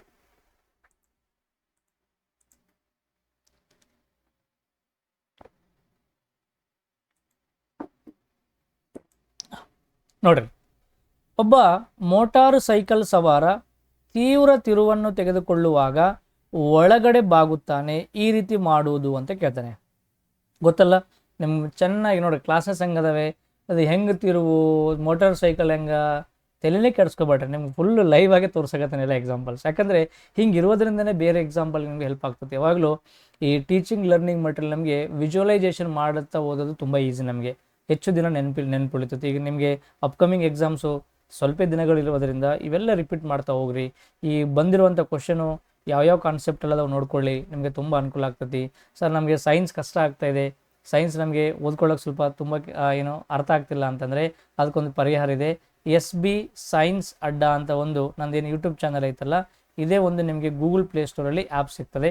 ಆ್ಯಪಲ್ಲಿ ನಿಮಗೆ ಸೈನ್ಸ್ನ ಸುಮಾರು 200 ಗಂಟೆಗಳಿಗಿಂತ ಜಾಸ್ತಿ ಹವರ್ಸ್ ಪಾಠ ಮಾಡಿರುವಂಥ ರೆಕಾರ್ಡೆಡ್ ವೀಡಿಯೋಸ್ ಅದಾವೆ. ಹಿಂಗೆಲ್ಲ ಚೆನ್ನಾಗಿ ಡೀಪ್ ಆಗಿ ಹಳೆ ಪೇಪರ್ಸ್ ಎಲ್ಲ ಅನಲೈಸ್ ಮಾಡಿಕೊಂಡು ಕ್ಲಾಸ್ ಮಾಡಿರುವಂಥ ಕ್ಲಾಸಸ್ ಅದಾವೆ. ಒಂದ್ಸಲ ನೀವು ನೋಡ್ಕೊಂಡಂದ್ರೆ ಪರವಾಗಿಲ್ಲ, ಒಂದ್ಸಲ ಆ್ಯಪ್ ಡೌನ್ಲೋಡ್ ಮಾಡ್ಕೊಳ್ರಿ, ಕಂಟೆಂಟ್ ನೋಡ್ರಿ, ಚಾಪ್ಟರ್ಸ್ ನೋಡ್ರಿ, ಕ್ಲಾಸಸ್ ನೋಡ್ರಿ. ಕೆಲವೊಂದು ನಿಮಗೆ ಡೆಮೋ ಕ್ಲಾಸಸ್ ಕೊಟ್ಟಿನಿ, ನೋಡ್ಕೊಳ್ಳಿ. ನಮ್ಮ ಲ್ಯಾಂಗ್ವೇಜು ಕಂಟೆಂಟ್ ನಿಮ್ಗೆ ಅರ್ಥ ಆಯ್ದಾಗೆ ಆ್ಯಪನ್ನು ನೀವು ಯೂಸ್ ಮಾಡಿಕೊಂಡು ಎಲ್ಲ ರೀತಿಯ ಸೈನ್ಸ್ ಕ್ಲಾಸಸ್ಸನ್ನು ಕೇಳ್ಬೋದು, ಯಾವುದಲ್ಲ. ಸೊ ಈಸಿಯಾಗಿ ನಿಮಗೆ ಸಿಗುವಂಥದ್ದು. ಹಿಂಗೆ ಯಾಕೆ ಮಾಡ್ತಾನೆ ರೀ ಮನುಷ್ಯ ಅಂತಂದರೆ, ನೋಡ್ರಿ, ಇದನ್ನು ನಾವು ಒಬ್ಬ ವ್ಯಕ್ತಿ ಒಂದು ವೃತ್ತಾಕಾರ ಪದ್ಧತಿ ತಿರುಗಬೇಕಾದ್ರೆ ಆ ತಿರುಗುತ್ತಿರುವಂಥ ವ್ಯಕ್ತಿಯ ಮೇಲೆ 2 ರೀತಿ ಫೋರ್ಸ್ ಅಪ್ಲೈ ಆಗ್ತವೆ. ಒಂದು ಕೇಂದ್ರ ಅಭಿಮುಖ ಬಲ ಅಂತ ನೋಡ್ತೀವಿ, ಇನ್ನೊಂದು ಕೇಂದ್ರ ತ್ಯಾಗಿ ಬಲ ಅಂತ ನೋಡ್ತೀವಿ. ಇದನ್ನು ನಾವು ಸೆಂಟ್ರಿಪಿಟಲ್ ಫೋರ್ಸ್, ಇನ್ನೊಂದು ಸೆಂಟ್ರಿಫ್ಯೂಗಲ್ ಫೋರ್ಸ್ ಅಂತ ನೋಡ್ತೀವಿ. ಸೆಂಟ್ರಿಪಿಟಲ್ ಅಂದ್ರೆ ಒಂದು ವಸ್ತು ಹಿಂಗೆ ತಿರುಗುತ್ತಾ ಇರಬೇಕಾದ್ರೆ ಈ ರೀತಿ ಕೇಂದ್ರದ ಕಡೆಗೆ ವಾಲಿಕೊಂಡು ತಿರುಗುವಂಥ ಚಲನೆಯನ್ನೇ ಸೆಂಟ್ರಿಪಿಟಲ್ ಅಂತ ಕರಿತೀವಿ. ಕೇಂದ್ರದಿಂದ ಹೊರಗಡೆ ಇರುವಂಥ ಬಲವನ್ನೇ ಕೇಂದ್ರ ತ್ಯಾಗಿ ಬಲ ಅಂತ ಕರಿತೀವಿ. ಸರ್, ಇಲ್ಲಿ ವ್ಯಕ್ತಿ ಬಾಗಬೇಕಾದ್ರೆ ಸೆಂಟರ್ ಎಲ್ಲೈತಿ, ಸರ್ಕಲ್ ಎಲ್ಲೈತಿ ಅಂತ ನಾವು ನಿಮಗೆ ಡೌಟ್ ಬರೋಕ್ಕೆ ಶುರುವಾದಾಗ ನಾನೊಂದು ಎಕ್ಸಾಂಪಲ್ ಕೊಡ್ತೀನಿ, ಅಬ್ಸರ್ವ್ ಮಾಡಬೇಕು. ಇದು ಒಂದು ರಸ್ತೆಯ ಕರ್ವ್ ರೋಡ್ ಇದೆ ಅಂತ ನಾವು ಅಂದ್ಕೊಳ್ಳೋಣ. ಈ ರೀತಿ ಒಂದು ರಸ್ತೆಯ ಕರ್ವ್ ರೋಡ್ ಇದೆ. ಆ ವ್ಯಕ್ತಿ ಇಲ್ಲಿ ಹೋಗ್ಬೇಕಾದ್ರೆ ಬಾಗ್ತಾ ಇದೆ ಅಂತ ತಿಳ್ಕೊಂಡಾಗ ನಾವು ಗೊತ್ತಾ, ವೃತ್ತದ ಒಂದು ಭಾಗ ಥರ ಕಾಣ್ತದಲ್ಲ, ಗೊತ್ತಾ ನಿಮಗೆ? ವೃತ್ತದ the part of the circle is called arc. ವೃತ್ತದ ಒಂದು ಭಾಗವನ್ನು ಕಂಸ ಅಂತ ಕರಿತೀವಿ. ಜಸ್ಟ್ ಇಮ್ಯಾಜಿನ್ ಇದೊಂದು ವೃತ್ತ ಅಂತ ನಾವು ಪರಿಗಣಿಸ್ಬೋದಾ? ಒಂದು ವೃತ್ತ ಆಯ್ತಾ? ಪ್ರತಿಯೊಂದು ವೃತ್ತಕ್ಕೆ ಏನಿರುತ್ತೆ, ಸೆಂಟರ್ ಇರ್ತದೆ. ಅವಾಗ ನೀನಿಲ್ಲಿ ಅಬ್ಜೆಕ್ಟ್, ಓಡ್ತಿರುವಂಥ ವಸ್ತುವಿನ ಅಬ್ಜೆಕ್ಟ್, ಇದೊಂದು ಸೆಂಟರ್. ಅವಾಗ ನೀನು ಓಡಬೇಕಾದ್ರೆ ಯಾವ ಕಡೆ ವಾಲ್ಕೊಂಡು ಓಡ್ತೀರಿ ನೀವು? ಕೇಂದ್ರದ ಕಡೆಗೆ ಬೆಂಡಾಗಿನೇ ಕೇಂದ್ರ ಕಡೆ ವಾಲಿಕೊಂಡೇ ಓಡಬೇಕಾಗ್ತದೆ. ನೀವು ಕರ್ವಲ್ಲಿ ಓಡ್ತಾ ಇದ್ದೀರಿ, ಕೆಳಗೆ ಬಾಗ್ತಾ ಇದ್ದೀರಿ, ಅವಾಗ ನಿಮ್ಮ ಮೇಲೆ ಈ ಸೆಂಟ್ರಿಪಿಟಲ್ ಅಂತ ಫೋರ್ಸ್ ಅಪ್ಲೈ ಆಗಲಿಲ್ಲ ಅಂತ ನೀವು ಕೆಳಗೆ ಬೀಳುವಂಥ ಸಾಧ್ಯತೆ ಜಾಸ್ತಿ ಇರ್ತದೆ. ನಿಮ್ಮನ್ನು ಬೀಳಿಸದ ಹಾಗೆ ನೀವು ಈ ಕಡೆ ವಾಲಿದಾಗ ನಿಮ್ಮನ್ನು ಆ ಕಡೆ ತಳ್ಳುವಂಥ ಒಂದು ಫೋರ್ಸ್ ಯಾವಂದ್ರೆ ಸೆಂಟ್ರಿಪಿಟಲ್ ಫೋರ್ಸು ಅಂತ ಕರಿತೀವಿ. ಸೊ ಹಂಗಿಲ್ಲಿ ಕೇಂದ್ರ ಅಭಿಮುಖ ಬಲ, ನೀವು ಅದರ ಕಡೆ ಕೇಂದ್ರ ಕಡೆಗೆ ವಾಲಿಕೊಂಡು ಹೋಗ್ತಾ ಇರೋದರಿಂದ ಇದನ್ನು ನೀವು ಸೆಂಟ್ರಿಪಿಟಲ್ ಫೋರ್ಸ್ ಅಂತ ಕರಿತೀವಿ. ಸಾಮಾನ್ಯವಾಗಿ ಸೆಂಟ್ರಿಪಿಟಲ್ ಫೋರ್ಸು ರಸ್ತೆ ತಿರುವುಗಳಲ್ಲಿ ನೋಡ್ರಿ, ಇಂಥ ಒಂದು ಕ್ರಿಕೆಟ್ ಗ್ರೌಂಡಲ್ಲಿ ಅಥವಾ ಯಾವುದೋ ಒಂದು ರನ್ನಿಂಗ್ ಮಾಡುವಂಥ ಗ್ರೌಂಡ್ಗಳಲ್ಲಿ ನೀವು ಓಡಿರುವಂಥ ಅನುಭವ ನಿಮ್ಗಿದ್ರೆ ನೀವು ಅಬ್ಸರ್ವ್ ಮಾಡಿ. ಇಂಥ ಒಂದು ಗ್ರೌಂಡ್ ಇತ್ತು ಅಂತ ತಿಳ್ಕೊಳ್ಳಿ. ಅವಾಗ ನೀವು ಇಲ್ಲಿಂದ ಓಡೋಕ್ಕೆ ಶುರು ಮಾಡಿದ್ರಿ ಅಂತಂದರೆ ಇಲ್ಲಿಂದ ಇಲ್ಲಿವರೆಗೆ ಸ್ಟ್ರೇಟಾಗಿ ಓಡ್ತೀರಿ. ಈ ಕರ್ವಲ್ಲಿ ಇಲ್ಲಿ ಓಡಬೇಕಾದ್ರೆ ನಿಮ್ಮ ಬಾಡಿ ಬೆಂಡ್ ಆಗ್ತದೆ. ಮತ್ತು ಇಲ್ಲಿಂದ ಇಲ್ಲಿ ಬರಬೇಕಾದ್ರೆ ಸ್ಟ್ರೇಟಾಗಿ ಓಡ್ತಾ ಬರ್ತೀರಿ. ಇಲ್ಲಿ ಓಡಬೇಕಾದ್ರೆ ನಿಮ್ಮ ಬಾಡಿ ತಿರುಗಿ ಏನಾಗ್ತದೆ, ಮತ್ತೆ ಬೆಂಡ್ ಆಗ್ತದೆ. ಇಲ್ಲಿ ಯಾಕೆ ಈ ರೀತಿ ಬೆಂಡ್ ಆಗ್ತದ್ರೆ, ಇದೊಂದು ಅರ್ಧ ವೃತ್ತಾಕಾರ ಕಾಣ್ತಾ ಇದೆ, ಇದೊಂದು ವೃತ್ತ ಅಂತ ತಿಳ್ಕೊತಿಲ್ಲ, ಸೆಂಟ್ರ್ ಇರ್ತದೆ, ಇಲ್ಲಿ ವಸ್ತು ನೀವೇ ಇದ್ರಿ, ಹಿಂಗೆ ನೀವು ಕರ್ವಲ್ಲಿ ಓಡ್ತಾರೆ, ಡೆಫಿನೆಟ್ಲಿ ನಿಮ್ಮನ್ನು ಕೇಂದ್ರ ಕಡೆಗೆ ಆ ಫೋರ್ಸ್ ಅದನ್ನು ನಿಮ್ಮನ್ನು ಅಟ್ರಾಕ್ಟ್ ಮಾಡೇ ಮಾಡ್ತದೆ. ಯಾವ ಫೋರ್ಸ್ ಇದು? ಕೇಂದ್ರ ಅಭಿಮುಖ ಬಲ ಅಂತ ಕರಿತೀವಿ. ಇನ್ನು ಕೇಂದ್ರದಿಂದ ಹೊರಗೆ ಹಾಕುವಂಥ ಬಲವನ್ನೇ ಕೇಂದ್ರ ತ್ಯಾಗಿ ಬಲ ಅಂತ ಕರಿತೀವಿ. ಇದರಿಂದ ನಾವು ವಾಷಿಂಗ್ ಮಷಿನ್ಗಳಾಗಿರ್ಬೋದು, ಮನೆಯಲ್ಲಿರುವಂಥ ಮಿಕ್ಸಿಗಳಾಗಿರ್ಬೋದು, ಮನೆಯಲ್ಲಿ ಎಕ್ಸಾಸ್ಟರ್ ಫ್ಯಾನ್ಗಳಾಗಿರ್ಬೋದು ಅಥವಾ ಸೀಲಿಂಗ್ ಫ್ಯಾನ್ಗಳಾಗಿರ್ಬೋದು, ಇವೆಲ್ಲ ಕೇಂದ್ರ ತ್ಯಾಗಿ ಸೆಂಟ್ರಿಫ್ಯೂಗಲ್ ಫೋರ್ಸ್ ಮೇಲೆ ವರ್ಕ್ ಆಗುವಂಥ ಅನ್ವಯಗಳು. ಹಂಗಾಗಿ ನಾವಿಲ್ಲಿ ಜವವನ್ನು ತಗ್ಗಿಸಲು, ಅಂದರೆ ನಿಮ್ಮ ಸ್ಪೀಡ್ ಕಡಿಮೆ ಮಾಡೋಕ್ಕಂತ ಹೇಳ್ತಾನೆ, ಘರ್ಷಣೆ ತಗ್ಗಿಸಲು ಫ್ರಿಕ್ಷನ್ ಕಡಿಮೆ ಮಾಡೋಕ್ಕಂತ ಹೇಳ್ತಾನೆ, ಅವಶ್ಯಕ ಕೇಂದ್ರಾಭಿಮುಖ ಬಲ ಪಡೆದುಕೊಳ್ಳಲು, ಹೌದು, ಅವಶ್ಯಕ ಕೇಂದ್ರ ಪ್ರಸಾರಕ ಅಂದರೆ ಸೆಂಟ್ರಿಫ್ಯೂಗಲ್. ಯಾವುದಿದು? ಸೆಂಟ್ರಿಫ್ಯೂಗಲ್. ಕೇಂದ್ರ ತ್ಯಾಗಿ, ನೋಡ್ರಿ ವರ್ಡ್ ಹೆಂಗೆ ಕೊಡ್ತಾನೆ, ಕೇಂದ್ರ ತ್ಯಾಗಿ ಅನ್ನೋ ಪದವನ್ನು ಕೇಂದ್ರ ಪ್ರಸಾರಕ ಅಂತ ಕೊಡ್ತಾನೆ. ಸೊ ಅಲ್ಲ, ಸೊ ಅವಶ್ಯಕ ಕೇಂದ್ರಾಭಿಮುಖ ಬಲವನ್ನು ಪಡೆದುಕೊಳ್ಳಲು ರಿಕ್ವೈರ್ಡ್ ಸೆಂಟ್ರಿಪಿಟಲ್ ಫೋರ್ಸ್ ನಿಮ್ಮ ಮೇಲೆ ಏನಾಗ್ತದೆ, ಅಪ್ಲೈ ಆಗ್ತದೆ. ಅವಾಗ ನೀವು ಆಟೋಮೆಟಿಕ್ ಕೆಳಗೆ ಬೀಳಕ್ಕೆ ಸಾಧ್ಯ ಇಲ್ಲ. ಇದೇ ತುಂಬ ಕಡೆ ಆಗ್ತದೆ. ಸರ್ಕಸಲ್ಲಿ ನೋಡಿರ ನೀವು, ಸರ್ಕಸಲ್ಲಿ ಹೆಣ್ಮಕ್ಳು ಹಿಂಗೆ ರೌಂಡ್ ಓಡಬೇಕಾದ್ರೆ ಕೈ ಬಿಟ್ಟು ಹಿಂಗೆ ಓಡಾಡ್ತಿರ್ತವೆ. ಮತ್ತು ಬೈಕ್ ರೇಸಿಂಗ್, ಕಾರ್ ರೇಸಿಂಗ್ಗಳಲ್ಲಿ, ಇನ್ನು ಬೈಕ್ ರೇಸಿಂಗಲ್ಲಿ ಇವನೇನು ನೆಲಕ್ಕೆ ಬಿದ್ದು ಸಾಯ್ತಾನೆ ಅಂತ ಅನಿಸ್ಬಿಡ್ತದೆ, ಮತ್ತು ಪಟ್ ಅಂತ ಮೇಲೆ ಎದ್ದುಕೊಂಡು ಹೋಗ್ಬಿಡ್ತಾನೆ.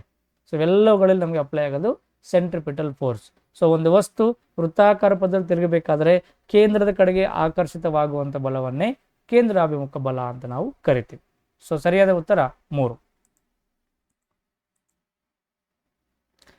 ಬಟ್ಟೆಗಳನ್ನು ತೊಳೆಯುವಾಗ ನೀರಿಗೆ ಮಾರ್ಜಕಗಳನ್ನು ಸೇರಿಸಲಾಗುತ್ತದೆ, ಏಕೆಂದರೆ ಅವು ಹೇಗೆ ಬಟ್ಟೆಗಳನ್ನು ಸ್ವಚ್ಛಗೊಳಿಸುತ್ತವೆ?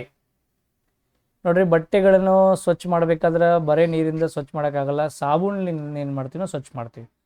ಸಾಬೂನು ಪೌಡರಿಂದ, ಸೋಪ್ಗಳಿಂದ, ಬಟ್ಟೆ ಸೋಪ್ಗಳಿಂದ ನಾವು ಸ್ವಚ್ಛ ಮಾಡ್ತೀವಿ. ಅದು ಏನಾಗ್ತದ್ರಿ ಅಂತಂದರೆ, ನೋಡಿ, ಈ ಒಂದು ಬಟ್ಟೆಗೆ ನೀರು ಅಂಟಿಕೊಳ್ಳುವುದನ್ನು ನಾವು ಸರ್ಫೇಸ್ ಟೆನ್ಷನ್ ಅಂತ ಕರಿತೀವಿ. ಇದನ್ನು ಕನ್ನಡದಲ್ಲಿ ಮೇಲ್ಮೈ ಸೆಳೆತ. ಯಾವ ಸೆಳೆತ? ಮೇಲ್ಮೈ ಸೆಳೆತ ಅಂತ ಕರಿತೀವಿ.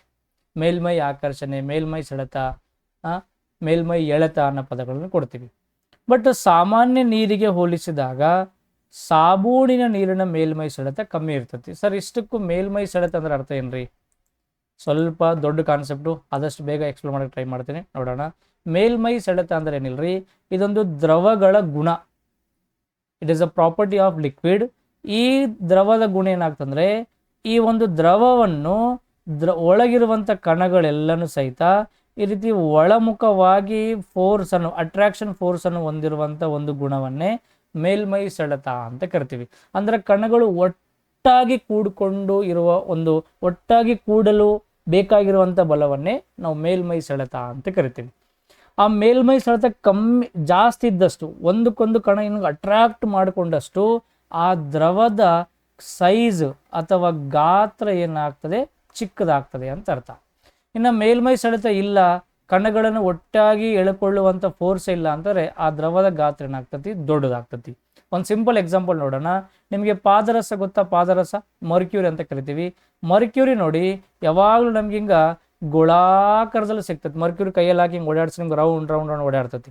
ಬಟ್ ಅದೇ ಎಲ್ಲೋ ಒಂದು ಕಡೆ ನೀವು ನೀರಿನ ಡ್ರಾಪನ್ನು ಹಾಕ್ರಿ, ನಮಗಿಂದ ಅರ್ಧ ಗೋಳಾಕಾರದಲ್ಲಿ ಸಿಗ್ತತಿ. ಒಂದು ಟೇಬಲ್ ಮೇಲೆ ಹಿಂಗೆ ಒಂದು ನೀರು ಚಿಮ್ಕಿಸ್ಬಿಡ್ರಿ, ನೀರು ಹೆಂಗೆ ನಿಂತು ಬಿಡ್ತದೆ, ಹಿಂಗೆ ನಿಂತು ಬಿಡ್ತತಿ. ಅಂದ್ರೆ ಅರ್ಥ ನೀರಲ್ಲಿ ಒಟ್ಟಾಗಿ ಆಕರ್ಷಿತವಾಗುವಂಥ ಕಣಗಳ ಫೋರ್ಸ್ ಇಲ್ಲ, ಅಲ್ಲಿ ಸ್ವಲ್ಪ ಕಮ್ಮಿ ಇದೆ. ಇಲ್ಲಿ ಇದು ನೆಲಕ್ಕೆ ಇಷ್ಟೇ ಭಾಗದಲ್ಲಿ ಅಂಟಿಕೊಂಡಿದೆ, ಅಂದರೆ ಇದರ ಏರಿಯಾ ಆಫ್ ಕಾಂಟ್ಯಾಕ್ಟ್ ಕಮ್ಮಿ ಇದೆ, ಒಳಗಡೆ ಇರುವಂಥ ಬಲ ಜಾಸ್ತಿ ಇದೆ. ಅದನ್ನು ಸರ್ಫೇಸ್ ಟೆನ್ಷನ್, ಮೇಲ್ಮೈ ಸೆಳೆತ ಅಂತ ಕರಿತೀವಿ. ಇಲ್ಲಿ ಒಟ್ಟಾಗಿರುವಂಥ ಬಲ ಕಮ್ಮಿ ಇದೆ, ಹಂಗಾಗಿ ಹೆಚ್ಚು ದೂರವಾಗಿ ಹರಡಿಕೊಂಡಿದೆ, ಹಂಗಾಗಿ ಇದು ಸರ್ಫೇಸ್ ಟೆನ್ಷನ್ ಕಡಿಮೆ ಅಂತ ನೋಡ್ತೀವಿ. ಪೆಟ್ರೋಲ್ ನೋಡಿರ ನೀವು, ಪೆಟ್ರೋಲ್ ಅಂತೂ ನಿಮಗೆ ಶೇಪೇ ಸಿಗಲ್ಲ. ನೆಲದ ಮೇಲೆ ಹಾಕಿದ್ರೆ ನೆಲದ ಎಷ್ಟು ಬೇಕಾದ್ರೆ ಹಾಕ್ರಿ ನೀವು ಹಿಂಗೆ ಹಡ್ಕೊಂಡು ಹೋಗ್ಬಿಡ್ತದೆ. ಅಂದರೆ ಹೆಚ್ಚು ವಿಸ್ತಾರವಾಗಿ ಹರಡಿಕೊಂಡಿದೆ. ಅಂದರೆ ಪೆಟ್ರೋಲ್ನ ಕಣಗಳು ಒಂದು ಇನ್ನೊಂದನ್ನು ಆಕರ್ಷಣೆ ಮಾಡುವಂಥ ಫೋರ್ಸೇ ಇಲ್ಲ. ಅಂದರೆ ಇದರ ಸರ್ಫೇಸ್ ಟೆನ್ಷನ್ ಏನಾಗಿದೆ, ಕಡಿಮೆಯಾಗಿದೆ ಅಂತ ಅರ್ಥ. ಸರ್ಫೇಸ್ ಟೆನ್ಷನ್ ಹೆಚ್ಚಿದ್ದಷ್ಟು ಕಣಗಳು ಒಟ್ಟಾಗಿ ಕೂಡ್ಕೊಂಡ್ಬಿಟ್ಟು ಕಡಿಮೆ ಗಾತ್ರದಲ್ಲಿ ಅಟ್ರಾಕ್ಟ್ ಆಗಿಬಿಡ್ತವೆ. ಆ ಸರ್ಫೇಸ್ ಟೆನ್ಷನ್ ಕಡಿಮೆ ಆದಷ್ಟು ಹೆಚ್ಚು ವಿಸ್ತಾರಕ್ಕೆ ಹರಡ್ಕೊಂಡ್ಬಿಡ್ತವೆ ಅಂತ ಅರ್ಥ. ಅದಕ್ಕೆ ನೀವು ಸಾಬೂನಿನ ನೀರನ್ನು ಅಬ್ಸರ್ವ್ ಮಾಡಿ. ಸಾಮಾನ್ಯ ನೀರು ಅಂತ ಬಂದಾಗ ನಮ್ಗೆ ಈ ರೀತಿ ಒಟ್ಟಾಗಿರುವಂಥ ಒಂದು ಫೋರ್ಸ್ ಸಿಗ್ತದೆ, ರೌಂಡ್ ಫೋರ್ಸ್ ನಮಗೆ ಸಿಗ್ತಾ ಇದೆ. ಸೋಪ್ ವಾಟರ್ ನೀವು ಕೈ ಹಾಕೊಂಡು ಜಾರಿ ಬೀಳ್ತದೆ ನಮ್ಗೆ. ಸಾಬೂನು ನೀರು ಮೇಲೆ ಕಾಲಿಟ್ಟು ಕೆಳಗೆ ಬಿದ್ದಿರುವಂಥ ಎಕ್ಸಾಂಪಲ್ ನೀವು ನೋಡಿರ ನೀವು. ಸಾಬೂನು ನೀರು ಹಿಂಗೆ ಆಗ್ಬಿಟ್ರೆ ನಮಗೆ ನೀರು ಸಿಗಲ್ಲ, ತೆಳ್ಳಗೆ ಆಗ್ಬಿಟ್ಟು ನೀರು ಹರ್ಕೊಂಡ್ಬಿಡ್ತತಿ. ಅಂದರೆ ಅದರ ಕಣಗಳು ಒಟ್ಟಿಗೆ ಸೇರಿಕೊಂಡುವಂಥ ಫೋರ್ಸ್ ಏನಾಗಿದೆ ನಮಗಲ್ಲಿ ಕಡಿಮೆ ಆಗಿದೆ ಅಂತ ಕರಿತೀವಿ. ಹಾಗಾಗಿ ಇಲ್ಲಿ ಸಾಬೂನಿನ ನೀರಿನ ಸರ್ಫೇಸ್ ಟೆನ್ಷನ್ ಏನಾಗಿದೆ, ಸೋಪ್ ವಾಟರ್ ಸರ್ಫೇಸ್ ಟೆನ್ಷನ್ ಕಡಿಮೆ ಆಗಿದೆ. ಸಾಮಾನ್ಯ ನೀರಿನ, ಪ್ಲೇನ್ ನೀರಿನ ಸರ್ಫೇಸ್ ಟೆನ್ಷನ್ ಏನಾಗಿದೆ, ಜಾಸ್ತಿ ಆಗಿದೆ. ಇದೇ ಒಂದು ಕಾನ್ಸೆಪ್ಟಿಂದನೇ ನಮಗೆ ಮಳೆ ನೀರಿನ ಹನಿಗಳು ದುಂಡಾಗಿರ್ತವೆ, ಇಬ್ಬನಿಯ ಹನಿಗಳು ದುಂಡಾಗಿರ್ತವೆ. ಯಾಕಂದ್ರೆ ಕೋಲ್ಡ್ ಇದ್ದಷ್ಟು ಸರ್ಫೇಸ್ ಟೆನ್ಷನ್ ಜಾಸ್ತಿ, ಬಿಸಿ ಇದ್ದಷ್ಟು ಸರ್ಫೇಸ್ ಟೆನ್ಷನ್ ಕಡಿಮೆ ಅಂತ ನೋಡ್ತೀವಿ. ಹಾಗಾಗಿ ನೀರಿಗೆ ಕೆಲವೊಂದು ಲವಣಗಳನ್ನು, ರಾಸಾಯನಿಕ ವಸ್ತುಗಳನ್ನು, ಕಶ್ಮಲಗಳನ್ನು ಸೇರಿಸುವುದರಿಂದ ಅದರ ಸರ್ಫೇಸ್ ಟೆನ್ಷನ್ ಕಮ್ಮಿ ಆಗ್ತದೆ, ಮೇಲ್ಮೈ ಸೆಳೆತ ಕಮ್ಮಿ ಆಗ್ತದೆ, ಆ ದ್ರವ ಲೂಸ್ ಆಗ್ತದೆ ಅಂತ ಅರ್ಥ. ದ್ರವ ಗಟ್ಟಿ ಇದರ ಸರ್ಫೇಸ್ ಟೆನ್ಷನ್ ಜಾಸ್ತಿ, ದ್ರವ ಲೂಸ್ ಇದರ ಸರ್ಫೇಸ್ ಟೆನ್ಷನ್ ಕಡಿಮೆ. ಇಲ್ಲಿ ಸಾಮಾನ್ಯ ನೀರಿಂದ ನಮಗೆ ಗಟ್ಟಿಯಾಗಿರುವಂಥ ನೀರು ಕಾಣ್ತತಿ, ಸಾಬೂನು ನೀರು ನಮಗೆ ಸ್ವಲ್ಪ ಲೂಸ್ ಆಗಿರುವ ಹಾಗೆ ಕಾಣ್ತತಿ. ಹಾಗಾಗಿ ನಮಗೆ ಬಟ್ಟೆಗಳು ಆ ಮೇಲಿರುವಂಥ ಪದರನ್ನು ಬೇಗ ಬೇಗ ಕೊಚ್ಕೊಂಡು ತಗೊಂಡು ಹೋಗ್ತತಿ. ಆ ಬಟ್ಟೆಗಳ, ಆ ಸಾಬೂನು ಆ ಬಟ್ಟೆಗೆ ಜಾಸ್ತಿ ಅಂಟಿಕೊಳ್ಳೋದಿಲ್ಲ, ಇಮಿಡಿಯೇಟ್ ಆಗಿ ಅಲ್ಲಿ ಮೇಲಿರುವಂಥ ಮಲಿನಾಂಶಗಳನ್ನು ತೊಗೊಂಡು ಹೊರ ಹೋಗ್ತತಿ ಅನ್ನೋ ಮೀನಿಂಗ್ಲಿ ನಮ್ಮ ಬಟ್ಟೆಗಳೇನಾಗ್ತವೆ, ಇಲ್ಲಿ ಸ್ವಚ್ಛ ಆಗ್ತವೆ. ಬಟ್ ಇಲ್ಲಿ ಸರ್ಫೇಸ್ ಟೆನ್ಷನ್ಗೆ ನಮಗೆ ಹೆಸರನ್ನು ಕೊಡ್ತಾನೆ. ನೀರಿನ ಸ್ನಿಗ್ಧತೆ ಹೆಚ್ಚಿರುವುದರಿಂದ, ಸ್ನಿಗ್ಧತೆ ಅಂದರೆ ವಿಸ್ಕಾಸಿಟಿಗೆ ಇದಕ್ಕೆ ಸಂಬಂಧನಿಲ್ಲ. ನೀರಿನ ಮೇಲ್ಮೈ ಆಕರ್ಷಣೆ ಹೆಚ್ಚಿರುವುದರಿಂದ, ನೀರಿನ ಸ್ನಿಗ್ಧತೆ ಕಡಿಮೆ ಆಗಿರುವುದರಿಂದ, ನೀರಿನ ಮೇಲ್ಮೈ ಆಕರ್ಷಣೆ ಕಡಿಮೆಯಾಗಿರುವುದರಿಂದ, ಇಲ್ಲೇನಾಗಿರೋದ್ರಿಂದ ಕಡಿಮೆಯಾಗಿರೋದು. ಎಂಥ ನೀರು? ಬಟ್ಟೆಗಳನ್ನು ತೊಳೆಯುವಾಗ ನೀರಿಗೆ ಮಾರ್ಜಗಳನ್ನು ಸೇರಿಸಲಾಗುತ್ತದೆ. ಏಕೆಂದರೆ ಅವುಗಳು ಬಟ್ಟೆಗಳು ಏಕೆ ಸ್ವಚ್ಛ ಮಾಡ್ತವೆ ಅಂತಂದರೆ, ಆ ಮಾರ್ಜಕಗಳು ನೀರಿನ ಮೇಲ್ಮೈ ಸೆಳೆತೆಯನ್ನು ಕಡಿಮೆ ಮಾಡ್ತವೆ, ಆ ನೀರನ್ನು ಲೂಸ್ ಮಾಡ್ತದೆ, ಬಟ್ಟೆಗಳ ಮೇಲೆ ಇರಂಗೆ ಮಾಡಲ್ಲ. ಬಟ್ಟೆಗಳಿಂದ ಇಮಿಡಿಯೇಟ್ ಆಗಿ ಸ್ವಚ್ಛ ಆಗುವಂಗೆ ತೊಳ್ಕೊಂಡು ಹೋಗ ನಮಗೆ ಮಾಡಿಬಿಡ್ತವೆ. ಹಾಗಾಗಿ ರೈಟ್ ಆನ್ಸರ್ ನಮಗೆ ಸರ್ಫೇಸ್ ಟೆನ್ಷನ್ ಕಡಿಮೆ ಆಗಿರುವುದರಿಂದನೇ ಬಟ್ಟೆಗಳು ಬೇಗ ಬೇಗ ಸ್ವಚ್ಛ ಆಗ್ತವೆ, ಬಟ್ಟೆಗಳಿಂದ ನೀರು ಜಾರ್ಕೊಂಡು ಹೋಗ್ತದೆ. ಇನ್ನು ಸರ್ಫೇಸ್ ಟೆನ್ಷನ್ ಜಾಸ್ತಿ ಇತ್ತಂದ್ರೆ ಆ ಮಲಿನಕಾರಕ ವಸ್ತುಗಳು ಬಟ್ಟೆಗೆ ಅಂಟಿಕೊಂಡು ಕೂಡ್ತಾ ಇದ್ದವು, ಆ ಫೋರ್ಸ್ ಜಾಸ್ತಿ ಇರ್ತಿತ್ತಲ್ಲಿ. ಬಟ್ ಇಲ್ಲಿ ಏನಾಗಲ್ಲ, ಕಡಿಮೆ ಆಗಿದ್ದರಿಂದ ಬಟ್ಟೆಗಳಿಂದ ಸ್ವಚ್ಛ ಬೇಗ ಬೇಗ ಆಗ್ತವೆ ಅಂತ ಅರ್ಥ. ಇದ್ರ ಬಗ್ಗೆ 1 hour ಕ್ಲಾಸ್ ಇದೆ, ಟೈಮ್ ಸಿಕ್ಕಾಗ ನಮ್ಮ ಆ್ಯಪಲ್ಲಿ ನೀವು ಒಂದ್ಸಲ ನೋಡ್ಕೊಳ್ಳಿ, ತುಂಬ ಎಕ್ಸಾಂಪಲ್ ಕೊಟ್ಟಿದ್ದೀನಲ್ಲಿ ನಿಮಗೆಲ್ಲ. ಶಬ್ದವನ್ನು ಉತ್ಪಾದಿಸಲು ಒಂದು ಉದ್ದದ ಸ್ಟೀಲ್ ಹಳಿಯನ್ನು ಹೊಡೆಯಲಾಯಿತು. ನೋಡಿಲ್ಲಿ ಯಾವುದೋ ಒಂದು ಹೊಡೆಯಲಾಯಿತು, ಇನ್ನೊಂದು ತುದಿಯಲ್ಲಿ ಹಳಿಯ ಸಮೀಪ ತನ್ನ ಕಿವಿಗಳನ್ನು ಹಿಡಿದಿರುವ ವ್ಯಕ್ತಿಯು ಹೇಗೆ ಶಬ್ದದ ಅಲೆಗಳನ್ನು ಕೇಳಿಸ್ಕೊಳ್ತಾನೆ? ಏನು ಕ್ವಶನ್ ಇದು? ನೋಡಿಲ್ಲಿ ಯಾವುದೋ ಒಂದು ವಸ್ತು ಐತ್ರಿ, ಒಂದು ಇಮ್ಯಾಜಿನ್ ಒಂದು ರೈಲ್ವೆ ಟ್ರ್ಯಾಕ್ ಅಂತ ತಿಳ್ಕೊಳ್ಳೋಣ. ಇಲ್ಲೊಬ್ಬ ವ್ಯಕ್ತಿ ನಿಂತಾನ, ಇಲ್ಲೊಬ್ಬ ವ್ಯಕ್ತಿ ನಿಂತು ತನ್ನ ಕೈಯಾಗ ಒಂದು ಕಟ್ಟಿಗೆ ಹಿಡಿದ್ಬಿಟ್ಟು ಆ ರೈಲ್ವೆ ಹಳಿಗೆ ಬಡ್ದಾನೆ, ಟನ್ ಅಂತೇಳಿ ಬಡ್ದುಬಿಟ್ಟಾನ. ಅದಕ್ಕೆ ಈ ಕಡೆ ಒಬ್ಬ ವ್ಯಕ್ತಿ ಅದನ್ನೇ, ಇವನು ಆ ಶಬ್ದಕ್ಕೆ ಆ ರೈಲ್ವೆ ಹಳಿಗೆ ಕಿವಿಯನ್ನು ಕೊಟ್ಟು, ಇದವನು ಕಿವಿ ಅಂತ ತಿಳ್ಕೊಳ್ಳಿ, ಆ ಕಿವಿಯನ್ನು ಕೊಟ್ಟು ಆ ಶಬ್ದವನ್ನು ಕೇಳಿಸ್ಕೊತಾನ. ಹೌದಲ್ಲ, ಹಿಂಗಿರುವಂಥ ಸಿಚುವೇಶನ್. ಶಬ್ದವನ್ನು ಉತ್ಪಾದಿಸಲು ಒಂದು ಉದ್ದದ ಸ್ಟೀಲ್ ಹಳಿಯನ್ನು ಹೊಡೆಯಲಾಯಿತು, ಟನ್ ಅಂತೇಳಿ ಬಡಿಯಲಾಯಿತು ಅಂತ. ಇನ್ನೊಂದು ತುದಿಯಲ್ಲಿ ಹಳಿಯ ಸಮೀಪ ತನ್ನ ಕಿವಿಗಳನ್ನು ಹಿಡಿದಿರುವ ಒಬ್ಬ ವ್ಯಕ್ತಿಯು ಹೇಗೆ ಶಬ್ದದ ಅಲೆಗಳಲ್ಲಿ ಕೇಳಿಸ್ಕೊಳ್ತಾನೆ? ಹಿಂಗೆ ಹೊಡೆದಾಗ ಹೆಂಗೆ ಕೇಳಿಸ್ಕೊತಾನ್ರಿ ಅಂತ ಕೇಳ್ತಾನೆ. ಸ್ಟೀಲ್ ಮೂಲಕ ಒಂದು ಸಾರಿ ಮಾತ್ರ, ಗಾಳಿಯ ಮೂಲಕ ಒಂದು ಸಾರಿ ಮಾತ್ರ, 2 ಸಾರಿ, ಮೊದಲು ಸ್ಟೀಲ್ ಮೂಲಕ ನಂತರ ಗಾಳಿ ಮೂಲಕ, 2 ಸಾರಿ, ಮೊದಲು ಗಾಳಿಯ ಮೂಲಕ ನಂತರ ಸ್ಟೀಲ್ ಮೂಲಕ ಅಂತಾನೆ. ಇಲ್ಲಿ ಡೆಫಿನೆಟ್ಲಿ ಆ ವ್ಯಕ್ತಿ 2 ಸಾರಿ ಶಬ್ದವನ್ನು ಕೇಳಿಸ್ಕೊತಾನೆ, ಯಾಕಂದರೆ ಶಬ್ದ ಈ ಸ್ಟೀಲಲ್ಲೂ ಟ್ರಾವೆಲ್ ಆಗ್ತಾ ಇದೆ, ಇಲ್ಲಿಂದ ಇಲ್ಲಿಗೆ ಕಿವಿಗೆ ಗಾಳಿಯಲ್ಲೂ ಟ್ರಾವೆಲ್ ಆಗ್ತದೆ, ಡೆಫಿನೆಟ್ಲಿ 2 ಬಾರಿ ಟ್ರಾವೆಲ್ ಆಗ್ತದೆ.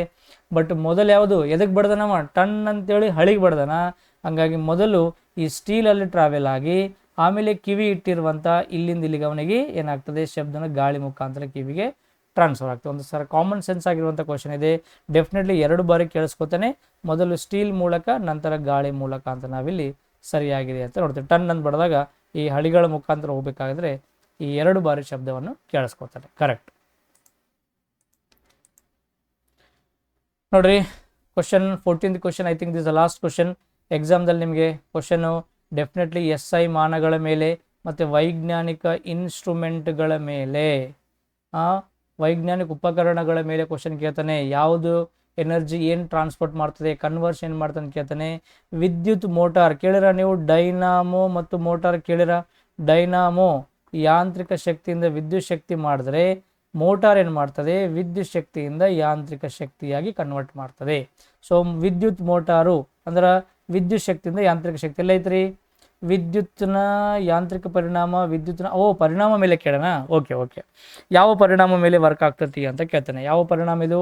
ವಿದ್ಯುತ್ ಮೋಟಾರ್ ಅನ್ನೋದು ವಿದ್ಯುತ್ನ ಯಾಂತ್ರಿಕ ಪರಿಣಾಮ, ವಿದ್ಯುತ್ನ ಕಾಂತೀಯ ಪರಿಣಾಮ, ವಿದ್ಯುತ್ನ ರಾಸಾಯನಿಕ ಪರಿಣಾಮ. ಡೆಫಿನೆಟ್ಲಿ ವಿದ್ಯುತ್ನ ಯಾಂತ್ರಿಕ ಪರಿಣಾಮ, ಯಾಂತ್ರಿಕ ಶಕ್ತಿ ಕನ್ವರ್ಟ್ ಆಗ್ತತಿ, ಅದೇ ಯಾಂತ್ರಿಕ ಪರಿಣಾಮ.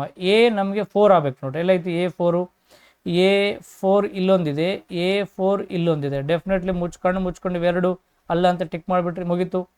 ಮತ್ತು ವಿದ್ಯುತ್ ಗಂಟೆ, ಬೆಲ್ ಬಾರಿಸೋದು ಅಂತ ನೋಡ್ತೀವಿ, ಎಲೆಕ್ಟ್ರಿಕ್ ಬೆಲ್ ಅಂತ ನೋಡ್ತೀವಿ. ಸೊ ಅದಕ್ಕೆ ಕರೆಂಟ್ ಕೊಟ್ಟಾಗ ಅದು ಗಂಟೆಯಾಗಿ ಕನ್ವರ್ಟ್ ಆಗ್ತತಿ, ಅದೇ ಕಾಂತೀಯ ಪರಿಣಾಮ, ಮ್ಯಾಗ್ನೆಟಿಕ್ ಸ್ಟ್ರಿಪ್ ಇರ್ತದಲ್ಲಿ. ಸೊ ವಿದ್ಯುತ್ ಗಂಟೆ B ಅನ್ನೋದು ನಮಗೆ 3 ಆಗ್ತದೆ. B3 ಇಲ್ಲಿದೆ ನೋಡಿ, B3 ಇಲ್ಲಿದೆ, B ಇಲ್ಲಿ 4 ಇದೆ, ಅಂದರೆ B ಏನಂತಾನೆ, Bನೇ 4 ಅಂತಾನಲ್ಲ, ಇದು ಇದೇ ಕರೆಕ್ಟ್, 2ನೇ ಕರೆಕ್ಟ್ ಇದೆ ನಮಗೆ. ವಿದ್ಯುತ್ ಪರಿವರ್ತಕ ಟ್ರಾನ್ಸ್ಫಾರ್ಮರ್ ಏನು ಮಾಡ್ತದೆ, ವಿದ್ಯುತ್ನ ಯಾವ ಪರಸ್ಪರ ಇಂಡಕ್ಷನ್ ಮೇಲೆ ಕೆಲಸ ಮಾಡ್ತದೆ, ದಟ್ ಇಸ್ C1 ಅಂತ ಕರಿತೀವಿ, ಮ್ಯೂಚುವಲ್ ಇಂಡಕ್ಷನ್ ಮೇಲೆ ಕೆಲಸ ಮಾಡ್ತದೆ. ವಿದ್ಯುತ್ ಲೇಪನ ಎಲೆಕ್ಟ್ರೋಪ್ಲೇಟಿಂಗ್ ಅನ್ನೋದು ರಾಸಾಯನಿಕ. ಕರೆಕ್ಟ್, ಡಿ ಅನ್ನೋದು 2 ಆಗ್ತದೆ ನಮಗೆ, ಕರೆಕ್ಟ್, ಡಿ ಅನ್ನೋದು 2. ಸೊ 2ನೇದು ಸರಿಯಾಗಿರುವಂಥ ಉತ್ತರ. ಏನು ಸರ್ ಇವೆಲ್ಲ ಅಂತಂದರೆ, ಯಾವ ಪರಿಣಾಮದ ಮೇಲೆ ಕೆಲಸ ಮಾಡ್ತೀವಿ, ಇಂಡೈರೆಕ್ಟ್ ಆಗಿ ಯಾವ ವಸ್ತು ಏನಾಗಿ ಕನ್ವರ್ಟ್ ಆಗ್ತದೆ ಅಂತ ಕೇಳ್ತಾನೆ. ಗೊತ್ತಲ್ಲ, ವಿದ್ಯುತ್ ಮೋಟರ್ ಮನೆಯಲ್ಲಿರುವಂಥ ಫ್ಯಾನು, ಮಿಕ್ಸಿ ಇವೆಲ್ಲ ಆನ್ ಮಾಡಿದಾಗ ನಮಗೆ ಯಾಂತ್ರಿಕವಾಗಿ ವಸ್ತುಗಳು ತಿರುಗಕ್ಕೆ ಶುರುವಾಗ್ತವೆ, ಯಾಂತ್ರಿಕ ಪರಿಣಾಮ ಅಂತ ಕರಿತೀವಿ. ವಿದ್ಯುತ್ ಗಂಟೆ ಬೆಲ್ ಬಡಿದ ತಕ್ಷಣ ನಮಗೆ ಸೌಂಡ್ ಬರೋಕ್ಕೆ ಶುರುವಾಗ್ತದೆ. ಸೌಂಡ್ ಅಂದರೆ ಸ್ಪೀಕರ್ ನಥಿಂಗ್ ಬಟ್ ಕಾಂತೀಯ ಪರಿಣಾಮ. ಇನ್ನು ವಿದ್ಯುತ್ ಪರಿವರ್ತಕ ಅಂದ್ರೆ ಎಲೆಕ್ಟ್ರಿಕ್ ಟ್ರಾನ್ಸ್ಫಾರ್ಮರ್ಗಳು ಅಂತ ನೋಡ್ತೀವಿ. ಆ ಟ್ರಾನ್ಸ್ಫಾರ್ಮರ್ಗಳು ಮ್ಯೂಚುವಲ್ ಇಂಡಕ್ಷನ್ ಅಂತ ಒಂದು ಫಿಸಿಕ್ಸಲ್ಲಿ ಬರುವಂಥ ಕಾನ್ಸೆಪ್ಟು, ಆ ಕಾನ್ಸೆಪ್ಟ್ ಮೇಲೆ ವರ್ಕ್ ಆಗ್ತದೆ. ಇನ್ನು ವಿದ್ಯುತ್ ಲೇಪನ ಅಂದರೆ ಎಲೆಕ್ಟ್ರೋಪ್ಲೇಟಿಂಗ್ ಮೆಥಡ್ ಅಂತ, ಆದರೆ ವಿದ್ಯುತ್ ರಾಸಾಯನಿಕ ಅಂತ ಕರಿತೀವಿ. ವಸ್ತುಗಳ ಮೇಲೆ, ಈ ಕಬ್ಬಿಣದ ವಸ್ತು ಮೇಲೆ ತಾಮ್ರದ ಕೋಟಿಂಗ್ ಕೊಡೋದು. ಮತ್ತು ನಾವು ನಿನ್ನೆ ಎಸ್ಡೇದಲ್ಲಿ ನೋಡಿದ್ವಲ್ಲ, ಒಂದು ಆಹಾರಕ್ಕೆ ಬಳಸುವಂಥ ಟಿಫಿನ್ ಬಾಕ್ಸ್ಗಳಿಗೆ ಮೇಲೆ ನಾವು ಒಂದು ಸ್ಟ್ಯಾನಮ್ನ ಕೋಟಿಂಗ್ ಕೊಡ್ತೀವಿ, ಎಲೆಕ್ಟ್ರೋಪ್ಲೇಟಿಂಗ್ ಮಾಡ್ತೀವಿ ಅಂತ ಹೇಳಿವಿ. ಸೊ ಅದು ಕೆಮಿಕಲ್ ಪರಿಣಾಮ ಅಂತ ನೋಡ್ತೀವಿ. ಈ ರೀತಿ ಭಾಳ ಡಿಫಿಕಲ್ಟ್ ಆಗಿರುವಂಥ ಕ್ವಶನ್ಸ್ ಅಷ್ಟೇ ಈಜೆಲ್ಲ ಬರ್ತಾ ನಿಮಗೆ 2000 ಇದೇ ವರ್ಷದಲ್ಲಿ ಕೇಳಿರುವಂಥ ಕ್ವಶನ್, ಇದೇ ಲೆವೆಲಲ್ಲಿ ನೀವು ಸಬ್ಜೆಕ್ಟನ್ನು ನಿರೀಕ್ಷೆ ಮಾಡಬೇಕಾಗ್ತದೆ. ಹಾಗಾಗಿ ಎಷ್ಟು ಓದಿರೂ ಕಮ್ಮಿ ಇದೆ, ಬರ್ತಾ ಪೇಪರ್ ಟಫ್ ಆಗ್ತಾ ಬರ್ತಾ ಇದೆ. ಕಂಟಿನ್ಯೂಸ್ ಆಗಿ ಸ್ಟಡಿ ಇರಲಿ, ಕನ್ಸಿಸ್ಟೆನ್ಸಿ ಇರಲಿ, ಓವರ್ ಕಾನ್ಫಿಡೆನ್ಸ್ ಬೇರೆ. ಸೈನ್ಸ್ ಇದ್ದವರು ನಮ್ದೇನು ಸೈನ್ಸರ ನಮಗೆಲ್ಲ ಅರ್ಥ ಆಗ್ತದೆ, ಏನು ಮಣ್ಣು ಅರ್ಥ ಆಗಲ್ಲ. ಸೈನ್ಸೇ ನಾವು ಓದಿರುವಂಥ MSc BSc ಬೇರೆನೇ ಅದಾವ. ಇಲ್ಲಿ ಕಾಂಪಿಟೇಟಿವ್ ಆಗಿರುವಂಥ ಸೈನ್ಸೇ ತುಂಬ ಡಿಫ್ರೆಂಟ್ ಐತಿ. ಇದಕ್ಕೆ ಸಂಬಂಧ ಇಲ್ಲ, ಸೂತ್ರ ಇಲ್ಲ. ಹೀಗಾಗಿ ಎಲ್ಲರೂ ಅಷ್ಟೇ ಕಾನ್ಫಿಡೆನ್ಸ್ ಇಟ್ಕೊಂಡು ಓದಿದಾಗ ಮಾತ್ರ ನಿಮಗೆ ಈಸಿ ಆಗ್ತದೆ. ಮತ್ತು ಇಂಥ ಸೈನ್ಸ್ ಕಾನ್ಸೆಪ್ಟ್ಗಳ ಬಗ್ಗೆ ನಿಮಗೆ ಈಸಿ ಆಗಬೇಕು, ಸರಳ ಭಾಷೆಯಲ್ಲಿ ನಿಮ್ಗೆ ಅರ್ಥ ಆಗಬೇಕು ಅಂದ್ರೆ SB ಸೈನ್ಸ್ ಅಡ್ಡ ಆ್ಯಪನ್ನು ನೀವು ಪ್ಲೇಸ್ಟೋರಲ್ಲಿ ಸಿಗ್ತದೆ, ಡೌನ್ಲೋಡ್ ಮಾಡ್ಕೋಬೋದು. ಬ್ಯಾಡ್ ಅಂದರೆ ಇದೇ ವಿಡಿಯೋ ಡಿಸ್ಕ್ರಿಪ್ಷನ್ ಕೆಳಗಡೆ ನಿಮಗೆ ಲಿಂಕಲ್ಲಿ ಕೊಟ್ಟಿದ್ದೀನಿ, ನೀವು ಡೈರೆಕ್ಟ್ ಅಲ್ಲಿಂದ ಸಹಿತ ಡೌನ್ಲೋಡ್ ಮಾಡಿಕೊಂಡು ಕಂಟೆಂಟ್ ಒಂದ್ಸಲ ನೋಡಿ ಚೆನ್ನಾಗಿತ್ತು ಅಂದರೆ ನೀವು ಯೂಸ್ ಮಾಡ್ಕೊಳ್ಳಿ. ಮತ್ತು SB ಸೈನ್ಸ ಯೂಟ್ಯೂಬ್ ಚಾನಲನ್ನು ಎಲ್ಲರೂ ಸಬ್ಸ್ಕ್ರೈಬ್ ಮಾಡ್ಕೊಂಡಿದ್ದೀರಿ ಅಂತ ಅನಿಸ್ತತಿ, ಮಾಡ್ಕೋರಿ. ಯಾಕಂದರೆ ಈ ವಿಡಿಯೋ ಅಪ್ಲೋಡ್ ಮಾಡಿದ ತಕ್ಷಣ ಇಮಿಡಿಯೇಟಾಗಿ ನಿಮಗೆ ಬರ್ತೈತಿ. ಮತ್ತು ನೀವೇ ಯೂಸ್ ಮಾಡಿಕೊಂಡು ಸ್ವಾರ್ಥಿಗಳಾಗಬೇಡ್ರಿ, ಮತ್ತು ನಿಮ್ಮ ಸ್ನೇಹಿತರೊಂದಿಗೆ ಸಹಿತ ನಮ್ಮ ವಿಡಿಯೋಗಳನ್ನು ಹಂಚಿಕೊಂಡು ಎಲ್ಲರೂ ಇದರ ಉಪಯೋಗವನ್ನು ತೆಗೆದುಕೊಳ್ಳಿ. Thank you for watching.